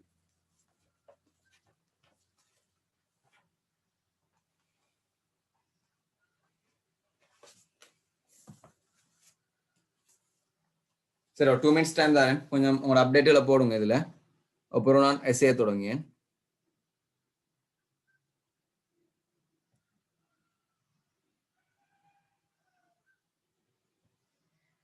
ஒத்த 2 பேர் மட்டும். சரி நான் இப்ப எஸ்ஏ பாடம் மூவ் ஆகியேன். எஸ்ஏக்கு வாங்க. ஒரு முளைக்கூட்டு செலுத்தி இப்ப பிசிக்ஸ் எஸ்ஏகளை பொறுத்த மட்டும் வந்து அன்றாடம் பிராக்டிக்கலா இருக்க ஒரு விஷயத்தை பேஸ் பண்ணி தான் கேள்வி கேட்கான். புதுசா அந்த இதா வந்து இல்ல, ஏதாவது ஒரு நடக்க நிகழ்வை வச்சுதான் கேள்வி வருது. அப்ப முளைக்கூட்டு செலுத்தி ஒன்று என்பது கட்டிடத்தில் ஏனைய கட்டமைப்புகள் அத்திவாரங்களாக பயன்படுத்துவதற்கு தரையிலுள்ளே முளைக்குற்றிகள் எனப்படும் கம்பங்களை செலுத்த பயன்படுத்தப்படும் ஒரு பாரமான நிறையாகும். அப்புறம் முளைக்கூட்டு செலுத்தின்னு செல்லுறது ஒரு பாரமான நிறை, அது ஒரு கட்டிடத்துக்குள்ள ஒரு தூணை இது பண்ணதுக்கு, இது அந்த சிவில் இன்ஜினியரிங் சைட்ல யூஸ் பண்ண ஒரு மெத்தட் தான் இது. அப்போ ஒரு பாரமான நிறை உருவ ஒன்றில் காட்டப்பட்டுள்ளவாறு முளைக்கூட்டு செலுத்தி ஒரு வடத்தினால் உயர்த்தப்பட்டு பின்னர் புயிர்பிங்கில் சுவாதீனமாக விழுந்து கம்பத்தின் உச்சியில் அடிக்குமாறு விளையாடப்படுறது. கம்பத்தின் தரையினுள்ளே விரும்பிய ஆழத்துக்கு தள்ளப்படும் வரைக்கும் இச்செயல்முறை திரும்ப திரும்ப செய்யணும். அந்த ஒரு டிஸ்டன்ஸ் ஒன்று மென்ஷன் பண்ணிப்பான். இப்ப இது வடத்தால வந்து இப்படி இருக்குது, கம்பம் இருக்குன்னு சொன்னா இந்த தரைக்குள்ள கம்பம் ஓரளவு போகணும்னா அவனுக்கு தெரியும் இந்த அளவுக்கு எனக்கு ஆழம் தேவைன்னா அது வரைக்கும் அடிச்சடிச்சே நிற்பான். அப்ப அதுல முக்கியமான ஒரு விஷயம் செல்லாண்டா, இந்த நிறை வந்து புயிர்ப்பின் கீழியங்குதான். அந்த நிறை வந்து புயிர்ப்பின் கீழியங்குன்னு சொல்லி சொல்லுங்க. புயிர்ப்பிங்கில் எங்க சொன்னா நீங்க அந்த அண்டர்லைன் பண்ணி வச்சுக்கோங்க. அது 20 இயக்கமா இருக்கு. இப்ப M = 800 கிலோகிராம் உடைய ஒரு முளைக்கூட்டு செலுத்தி உயர்த்தப்பட்டு, அப்ப இந்த முளைக்கூட்டு செலுத்தி நிறைய செல்லுதான் 800 கிலோகிராமா இது உயர்த்தப்பட்டு ஒரு உயரம் 5 மீட்டர்ல இருந்து திணிவும் சரி உயர்த்தப்பட்டு ஒரு உயரம் 5 மீட்டர்ல இருந்து திணிவும் M= 2400 கிலோகிராம் உடைய ஒரு நிலைக்காத உருளை கம்பத்தின் மீது ஓய்வில் இருந்து விளைவிட செய்யப்படுகிற நிலைமை கருதுக. சரியா? மேலே இருந்து உடுவ இதுக்குள்ள வந்து பட்டு போற அந்த சந்தர்ப்பத்தை கருதட்டுமா, ஓய்வுல இருந்து இதை விடுவான் அந்த சந்தர்ப்பத்தை கருதட்டுமா. ஒண்ணாவது, முளைக்குட்டி செலுத்தி விழும் போது நடைபெறும் சக்தி மாறலை குறிப்பிடுவேன். என்ன சக்தி மாறல் நடைபெறுகிறது? குளிக்க நேரம் அழுத்த சக்தி ஏகப்பாடு சக்தியா மாறுது. எங்க படிச்ச ஓ லெவல்ல படிச்ச சக்தி மாற்றம், அந்த கேள்விதான் நான் வந்திருக்கேன். அழுத்த சக்தி ஏகப்பாடு சக்தியா மாறும். அடுத்தது, மோதைக்கு சற்று முன்னர் முளைக்கூட்டு செலுத்தியின் கதியை காணும். மோதைக்கு சற்று முன்னர் முளைக்கூட்டு செலுத்தியின் கதி இது 5 மீட்டர். சோ உங்களுக்கு என்ன செய்யணும்னா சக்தி காப்பகத்தையும் யூஸ் பண்ண இயலும். சக்தி காப்பகத்தையும் யூஸ் பண்ண பாருங்க, அழுத்த சக்தி இழப்பு MgH எதுக்கு சமன் half mv squared is Saman. So v வந்து வரப்போது வர்க்கமூலம் 2gh. So v ன்னு சொல்லி வர்க்கமூலம் 2 தர 10 தர 5. So 10 ms minus 1. இல்லைன்னு சொன்னா இருவேங்கில் இயக்கம் சொல்லியிருக்காங்க. ஸோ v வர்க்கம் சமன் u வர்க்கம் சார் 2s போட்டு வேகத்தை காணுமே எல்லாம் ஓகே ஒரு மெத்தட் தான். அடுத்தது முளைக்குட்டி சற்று முளைக்குட்டி செலுத்தின் உந்தத்தின் பருமனை காணுங்க. இப்ப இந்த நேரம் அந்த அடிச்ச உந்தத்துல பருமனை கட்டுது. உந்தத்துல பருமன் தான் கட்டுது. நான் திசையோட பார்த்தோம் சொன்னா கீழ் நோக்கி எம்பி இருக்க போதும் திணிவு 800 சொல்லியிருந்தாலும் 10 இருக்க போறீங்க. So 8000 kilogram MS minus 1. இந்த உந்தம் என்ன செய்யும் கீழ் நோக்கி திசையில இருக்கு. இப்ப பி பார்ட் ஏ பார்ட் இந்த ஒரு எஸ்ஏ கேள்வி செய்ய நேரம் ஒவ்வொரு பார்ட்டையும் ஸ்மூத்தா மூவ் பண்ணிட்டு போனீங்கன்னு சொன்னா உங்களுக்கும் ஐடென்டிஃபை பண்ணிக்கலாம். இல்லைன்னு சொன்னா கஷ்டம். இப்ப பி பார்ட்டுக்கு வாங்க. முளைக்குட்டி செலுத்தும் கம்பத்தின் உச்சிக்கும் இடையில் உள்ள மோதிகைக்கு பின்னர் முளைக்குட்டி செலுத்தி பின்னடைப்பில்லை எனவும் அதற்கு பதிலாக அது கம்பத்துடன் தொடுகையிலிருந்து கம்பத்தை தரையினுள்ளே நிலைக்குத்தாக செலுத்துகின்றது எனவும் கொள்கை. மோதிகைக்கு சற்று பின்னர் தொகுதியின் உந்தம் மாத்திரம் காக்கப்படுகிறது எனவும் கொள்கை. இப்ப என்ன நடக்குன்னு சொன்னா இது வந்து இதுல மோதினா பின்னுக்கு ரிட்டர்ன் பண்ணுங்க இல்லையா, இதோட சேர்ந்து உள்ளுக்கு போகலாம். இந்த நேரம் உந்தம் மட்டும் காக்கப்படுதுன்னு சொல்லட்டுமா. மோதிகைக்கு சற்று பின்னர் கம்பத்துடன் முளைக்கூட்டு செலுத்தியும் கதி. மோதிகை சற்று பின்னர் கம்பத்து முளைக்கூட்டு செலுத்தியும் கதி. அப்ப நான் உந்த காப்பத்தை யூஸ் பண்ணினா ஆரம்ப உந்தம் எனக்கு தெரியும் 8000 சமனா இருக்கணும். இப்ப ரெண்டும் சேர்ந்துதான் இயங்குது. ரெண்டும் சேர்ந்து எங்க சொன்னா 3200 ரெண்டு திணிவு இன்டு வீக். வீடு செல்ல எனக்கு வரப்போகுது 80 இங்கே 32. ஸோ நான் இதை 8ஆல் சுருக்கி விட்டேன்னு சொன்னா மேல 10 கீழே 5. ஸோ வி வந்து 2 ms மைனஸ் 1. 2 ms மைனஸ் 1ஓட என்ன செய்ய போகுது முளைக்கூட்டு செலுத்தி உள்ளுக்கு போகுது. சாரி 2.5 கீழே 4 வரப்போகுது 2.5 ms மைனஸ் 1. அவர் 2.5 ms மைனஸ் 1ஓட என்ன செய்ய போகுதா இந்த முளைக்கூட்டு செலுத்தி பட்டோனையும் ரெண்டு பொருள் இணைந்து உள்ளுக்கு போகுது. சரியா, எஸ்ஏன்னு சொல்லத்தினா வந்து அவசரப்படப்படா. ஏன்னா ½ an hour 20 minutes வச்சுக்கோங்க எஸ்ஏ ஒன்று செய்யறதுக்கு. பிளான் பண்ணி மெதுவா செய்யணும். அவசரப்படப்பட இந்த அவசரப்பட்ட சொன்னா எஸ்ஏல போட்டு விட்டுருவீங்க. 20 வாங்க நீங்க 15 வச்சுக்கோங்க, 15 நிமிஷம் அவ்வளோ எஸ்ஏக்குன்னு வச்சுக்கோங்க. அப்போ கொஞ்சம் ஸ்பீட் பண்ணுவீங்க நீங்க. அடுத்தது மோதிகைக்கு சற்று பின்னர் கம்பத்துடன் முளைக்கூட்டி செலுத்தப்படும் ஏகப்பாடு சக்தி. இப்ப ஏகப்பாடு சக்தி என்ன சொல்லி கேட்கலாம். அப்ப மோதிகைக்கு சற்று பின்னர் நீங்க ஏகப்பாடு சக்தியை பார்த்தீங்கன்னு சொன்னா பாருங்க ½ இதை திணிவேன இருக்க போதும் ரெண்டும் சேர்ந்து போறதால 3200 பி ஸ்கொயர் நம்ம சுருக்கல் லேசிக்கு இதை போடியும். இதை போட்டால் 100 கீழ் 16 சொல்லி வரும். அப்ப இதே மாதிரி எனக்கு சுருக்கி விட்டுருவோம் 2, இதே மாதிரி சுருக்கலாம் 1. ஸோ ஈ வந்து எனக்கு வரப்போகுதும் இங்க 100 மிச்சம் இங்க 100 மிச்சம் 10 ஜூல். 10 ஜூல் ஏகப்பாடு சக்தி இது கொண்டிருக்கும். சரியா, சுருக்கல் லேசிக்கு தான் இந்த 10 போட்டேன். என்ன இதை வச்சு சுருக்கி தசமதானத்தோட இருக்கு. இப்ப ஒவ்வொரு மோதியும் B2 கணித்த சக்தி 40% கம்பத்தை தரைக்குள்ளே செலுத்துவதற்கு பயன்படுத்த விதமாக பயன்படுத்தப்படுகிறது. ஒரு குறித்த மோதியில் அது கம்பத்தை தரையினுள்ளே 0.2 மீட்டருக்கு செலுத்தினால் கம்பத்தின் மீது தாக்கும் சராசரி தடை விசை. இப்ப என்னடா ஒவ்வொரு மோதும் நடக்க நேரமும் 40% தானம் கம்பத்தை தரைக்குள்ள செலுத்துவதற்கு பயன்படுத்தலாம். அப்ப இவ்வளவு சக்தி அது கொண்டிருந்தாலும் இதுல 40% சக்தி தான் தரைக்குள்ள கம்பம் போறதுக்கு பயன்படுத்தப்படுது. மிச்சம் ஒளி வடிவிலையோ இல்ல வேற ஏதாவது ஒரு வடிவுல வந்து வேஸ்ட் பண்ணப்படுது. அப்ப இதுல 40% என்ன 100 இருந்துன்னு சொன்னா யூஸ் பண்ணது 40. இப்ப என்னத்த உங்கள்ட்ட இருக்குது 10. சோ தரைக்குள்ள செலுத்த பயன்படுத்தப்படுகிற சக்தி என்னன்னு சொல்லி பாத்தீங்கன்னா வரப்போது உங்களுக்கு 4 தர 10 ஜூல். இதுதான் தரைக்குள்ள செலுத்த பயன்படுத்தப்படுகிற சக்தி. இப்போ கூட கேள்வி அது இல்ல, கம்பத்தின் மீது தாக்கும் சராசரி தடை விசை என்ன? ஒரு கேள்வி கேட்டது என்னன்னு சொன்னா சராசரி தடை விசையை தான் கேள்வியில கேட்டிருக்கான். சரியா, அப்ப சராசரி தடை விசை என்னன்னு சொல்லி பாத்தீங்கன்னா இப்ப பாருங்க ஒரு கம்பம் வந்து உள்ளுக்கு போற நேரம் தடை விசை மேல் நோக்கி எஃப் தாக்கும். அந்த கம்பத்தை நிறைய என்ன செய்யும் எம்ஜி கீழ் நோக்கி தாக்கும். எஃப் மேல் நோக்கி தாக்கும், எம்ஜி கீழ் நோக்கி தாக்கும். அப்ப இந்த விளைவு விசை என்ன சொல்லி பாத்தீங்கன்னா எம்ஜி மைனஸ் எஃப் விளைவு விசை கீழ் நோக்கி இருக்கிறத கண்டுதான் என்ன செய்ய தரைக்கு உள்ளுக்கு போகுது. அப்ப mg மைனஸ் எஃப் தான் இங்க என்ன செய்யறது இதை விலை விசை. அப்ப இங்க செய்யப்பட்ட வேலை என்னன்னு சொன்னா mg மைனஸ் எஃப் இன்டு தசம் 2 இது செய்யப்பட்ட வேலை. அப்ப இந்த செய்யப்பட்ட வேலைக்கு தான் அதை உள்ள செலுத்துறதுக்கு இந்த சக்தி பயன்படுத்தப்பட்டு இருக்கு 4 தர 10 அப்ப mg செல்லுது 3200 மைனஸ் எஃப். இதை நாங்கள் சுருக்கி விட்டேன்னு சொன்னா 2 தர 10 அப்ப எஃப்னு செல்லுது எனக்கு வரப்போகுது சாரி 3200 கிலோகிராம். சோ நான் என்ன சொல்லணுங்கள சைபர் ஒன்று போடணும் எம்ஜின்னு காலத்தால அப்போ எனக்கு வரப்போகுது 32,000. ஸோ எஃப்னு செல்ல எனக்கு வரப்போகுது நான் 2 எட் பண்ணி சொன்னா 52,000 நியூட்டன். So 52 kilo Newton. இதுதான் எனக்கு வந்து தடவிசை சொல்லி மேலாம். இன்னொரு பிள்ளைக்கு வேறொரு ஐடியாவில் யோசிச்சாலும் இந்த இவ்வளவு சக்தி தான் பயன்படுத்தப்படுகிறது.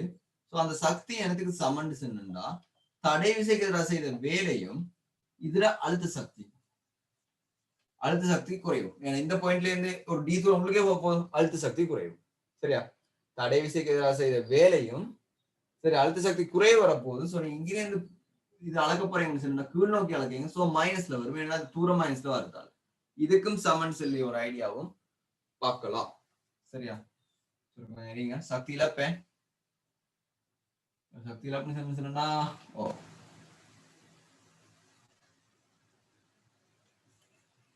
சக்தி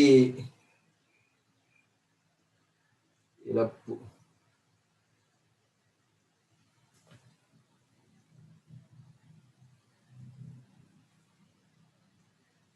சராசரி தடை விசை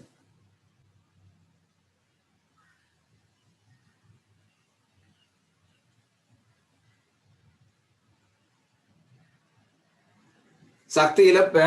சோ இது மைனஸ்ல வருமே. ஏன்னா சக்தி இழப்பு நடக்குது. ஸோ செய்யப்பட்ட வேலை வந்து மறை வேலைன்னு சில வந்து மைனஸ்ல வரும். ஸோ இது வந்து இப்ப நீங்க எட் பண்ணி 52 கிலோமீட்டர். ஓகே. செய்யப்பட்ட வேலை மறை வேலை எங்க சக்தி இழப்பு நடக்குது. ஸோ சக்தி இழப்புனால மறை வேலை மைனஸ்ல வரும். அப்படி இல்லை நேர வேலை நீங்க சரி பார்க்க போறேன்னு சொன்னா எஃப் மைனஸ் எம்ஜி சொல்லி போட்டு செய்யலாம். இந்த ஐடியாவும் ஓகே. இதுல வச்சு உங்களுக்கு என்ன செய்யணும் அடுத்து எம்ஜி இன்டு டி அது சக்தி இதை வச்சு மூவ் பண்ணலாம். அப்ப இவ்வளவு தடைவிசைன்னு சொல்லி வரப்போகுது. இப்ப அடுத்தது வாங்க.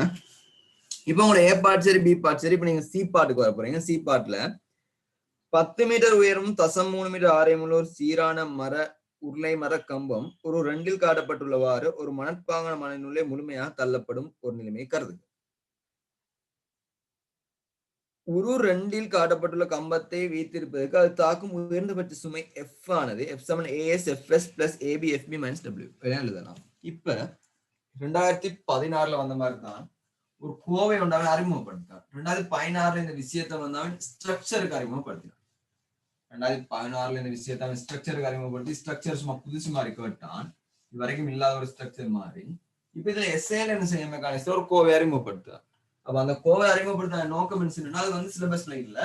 சோ நீங்க இதை வச்சுதான் நீங்க வர கேள்விக்கு ஆன்சர் பண்ண போறீங்க. சோ இதுல நாலேஜ் உங்களுக்கு இருக்கான்னு சொல்லி பார்க்கதான் அனுப்புவான். அப்ப அவன் சொன்னான் அந்த விசை எஃப் அப்படின்னா உயர்ந்தபட்ச விசை எஃப் நீங்க கம்பத்துக்கு மேல கொடுக்க வேண்டிய அந்த இதால கொடுக்க வேண்டிய உயர்ந்தபட்ச விசை எஃப் எதுக்கு சமன்னா AS FS plus AB FB minus W தரம் சமம். அப்படின்னா ஒரு கம்பம் ஒன்று இருக்குது. கம்பத்தை நீங்க உள்ள செலுத்தணும்னு சொன்னா கொடுக்க வேண்டிய அந்த உயர்ந்தபட்ச விசை எஃப் இதுக்கு சமம். இப்ப இங்க எஃப்எஸ் சொல்லதான் பர்மன தாரான் ஏஎஸ் பர்மன தாரான். இப்ப இங்க கேட்கான் அது சொல்லுவான் பாருங்க இங்க டபிள்யூ ஆனது கம்பத்தின் நிறை. அப்ப கம்பத்தின் நிறைய டபிள்யூன்னு சொல்லி சொல்லுவான். ஏ வந்து மண்ணுடன் தொடுகையில் இருக்கும் கம்பத்தின் வலைப்பரப்பு எஃப்எஸ் வந்து அலகு பரப்பு கம்பத்தின் எஃப்எஸ் அலகு பரப்பு கம்பத்தின் வலைப்பரப்பு சராசரி விசை ஏபி கம்பத்தின் அடியில் உள்ள குறுக்கோட்டு பரப்பு. சரி இப்ப பை சமன் 3 என கொள்க தடை விசையும் ஆகும் சராசரி தடை விசை. கம்பத்தின் எஃப் பருமனை காண்போம். பை சமன் 3 என கொண்டு பை சமன் 3 என கொண்டு கம்பத்திர எஃப் பருமனை காண்போம். ஆனா அடர்த்தி தான் தந்திருக்கான். அடர்த்தி 8 தர 10 கிலோகிராம் மீட்டர் மைனஸ் 3.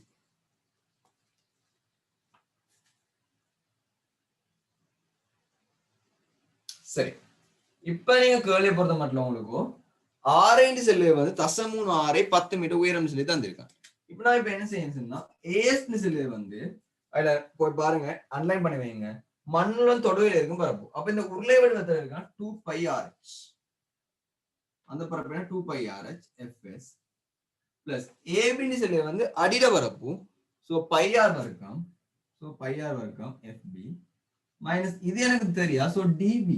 அப்ப இதுல கனவுளவுக்கு எனக்கு போடையிலும் πr வர்க்கம் h. சரியா? dvல போட்டேன்னு நிறைக்கு போயில dvல போட்டேன்னா πr வர்க்கம் h ஜின்னு சொல்லி வரும். mga இரண்டு சில mga. இப்ப எனக்கு 2 தர 3 6.3 இது 10 உயரம் 10. fs சொல்லி அவன் கேள்வி தந்திருக்கான் 5 தர 14 5 தர 14 பிளஸ் 3 6.3 ஸோ 0.3 வர்க்கம் fbன்னு சொல்லி அவன் கேள்வி தாரான் 2 தர 16 2 தர 16 மைனஸ் அடர்த்தி dன்னு சொல்லியது 8 தர 12 பை வந்து 3 r வர்க்கம் 0.3 வர்க்கம் h 10 g 10. அப்ப இதை எனக்கு சுருக்கி விட்டேன். இப்ப உங்களுக்கு வேலை என்னன்னா பிசிக்ஸ் நாலேஜ் முடிஞ்சு இவ்வளவு அப்ளிகேஷன் இங்க நீங்க சுருக்க போறீங்க. சுருக்கி விட்டா உங்களுக்கு f வரும். f த லாஸ்ட் விட உங்களுக்கு 1.42 தர 10 6ன்னு சொல்லி வரும். f த லாஸ்ட் விட என்ன 1.42 தர 10 6 நியூட்டன் சொல்லி சுருக்கல் உங்களுக்கு போகுது. எவ்வளவு ஸ்பீடா மேக்ஸ் ஏழுமோ அவ்வளவு ஸ்பீடா நீங்க செய்யுங்க. அதுதான் உங்களுக்கு ஆன்சரா லாஸ்ட்டுக்கு வந்து நீங்க போகுது. அப்ப இதுதான் ஆன்சரா வந்து நிற்கும். சரியா?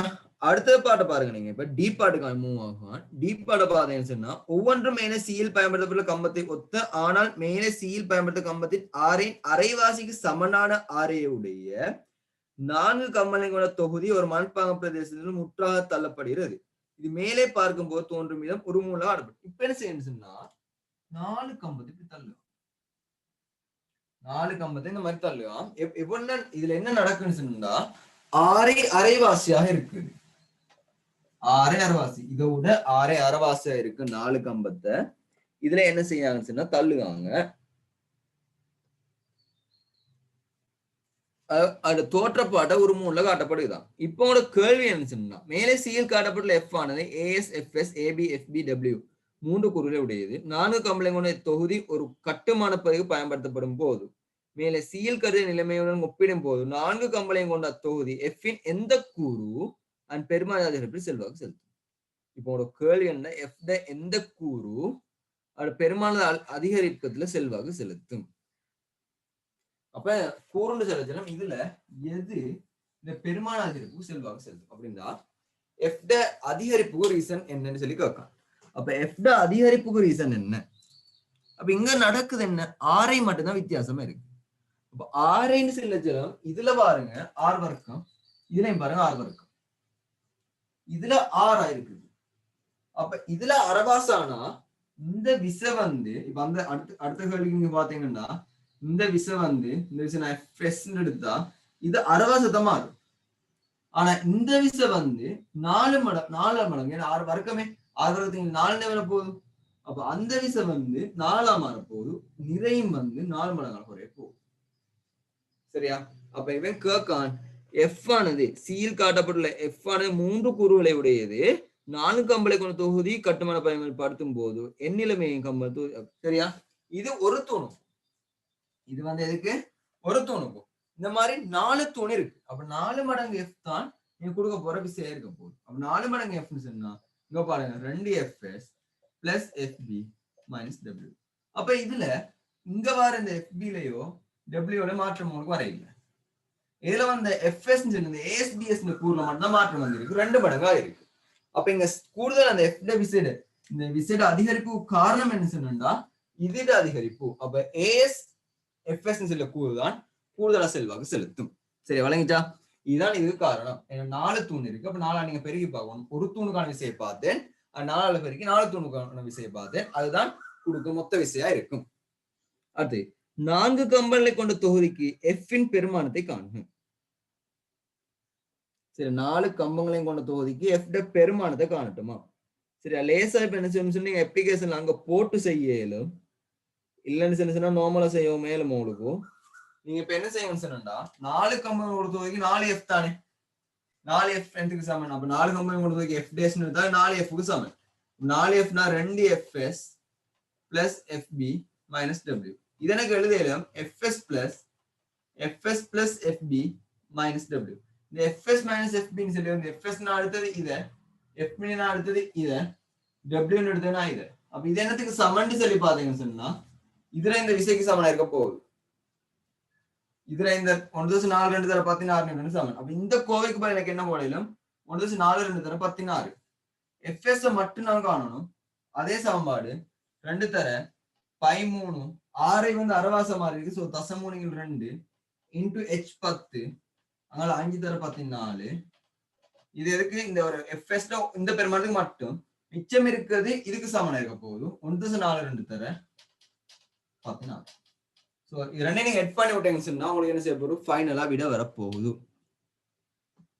சரியா ஃபைனலா உங்களுக்கு என்ன செய்ய போகுது விட வரப்போகுது அப்படி இல்லைன்னு சொன்னா இந்த ஈக்குவேஷனை உங்களுக்கு பிரதியிடையிலும் பிரதிரச்சனம் 6க்கு தசமூலங்கள் 2 இதுக்கும் தசமூலங்கள் 2 இதுக்கும் தசமூலங்கள் 2 போட்டா ஒரு தூணுக்கான சராசரி தரவிசை வரும் இந்த 4 தூண் இருக்கு 4ஆல பெருக்கி விட்டீங்கன்னு சொன்னா 4 தூணுக்குமான சராசரி தரவிசை வரும் சரியா இதுதான் இதுல உள்ள கேள்வி ஃபைனல் ஆன்சர் வந்து உங்களுக்கு 2.3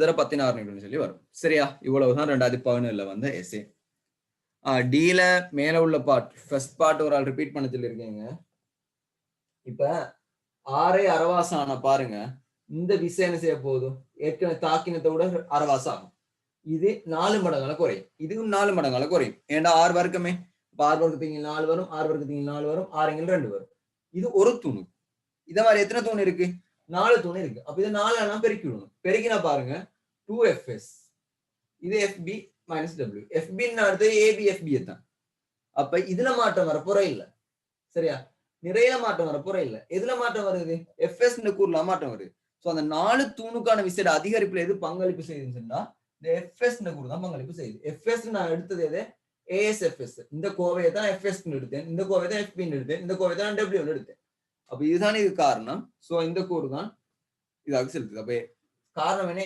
asfs ன்ற கூறு தான் இது அதிகரிப்பு காரணமா இருக்கு சரி கிளியரா இது சோ 2014 இதோட முடியுது சோ நாளைக்கு 2018 பார்ப்போம்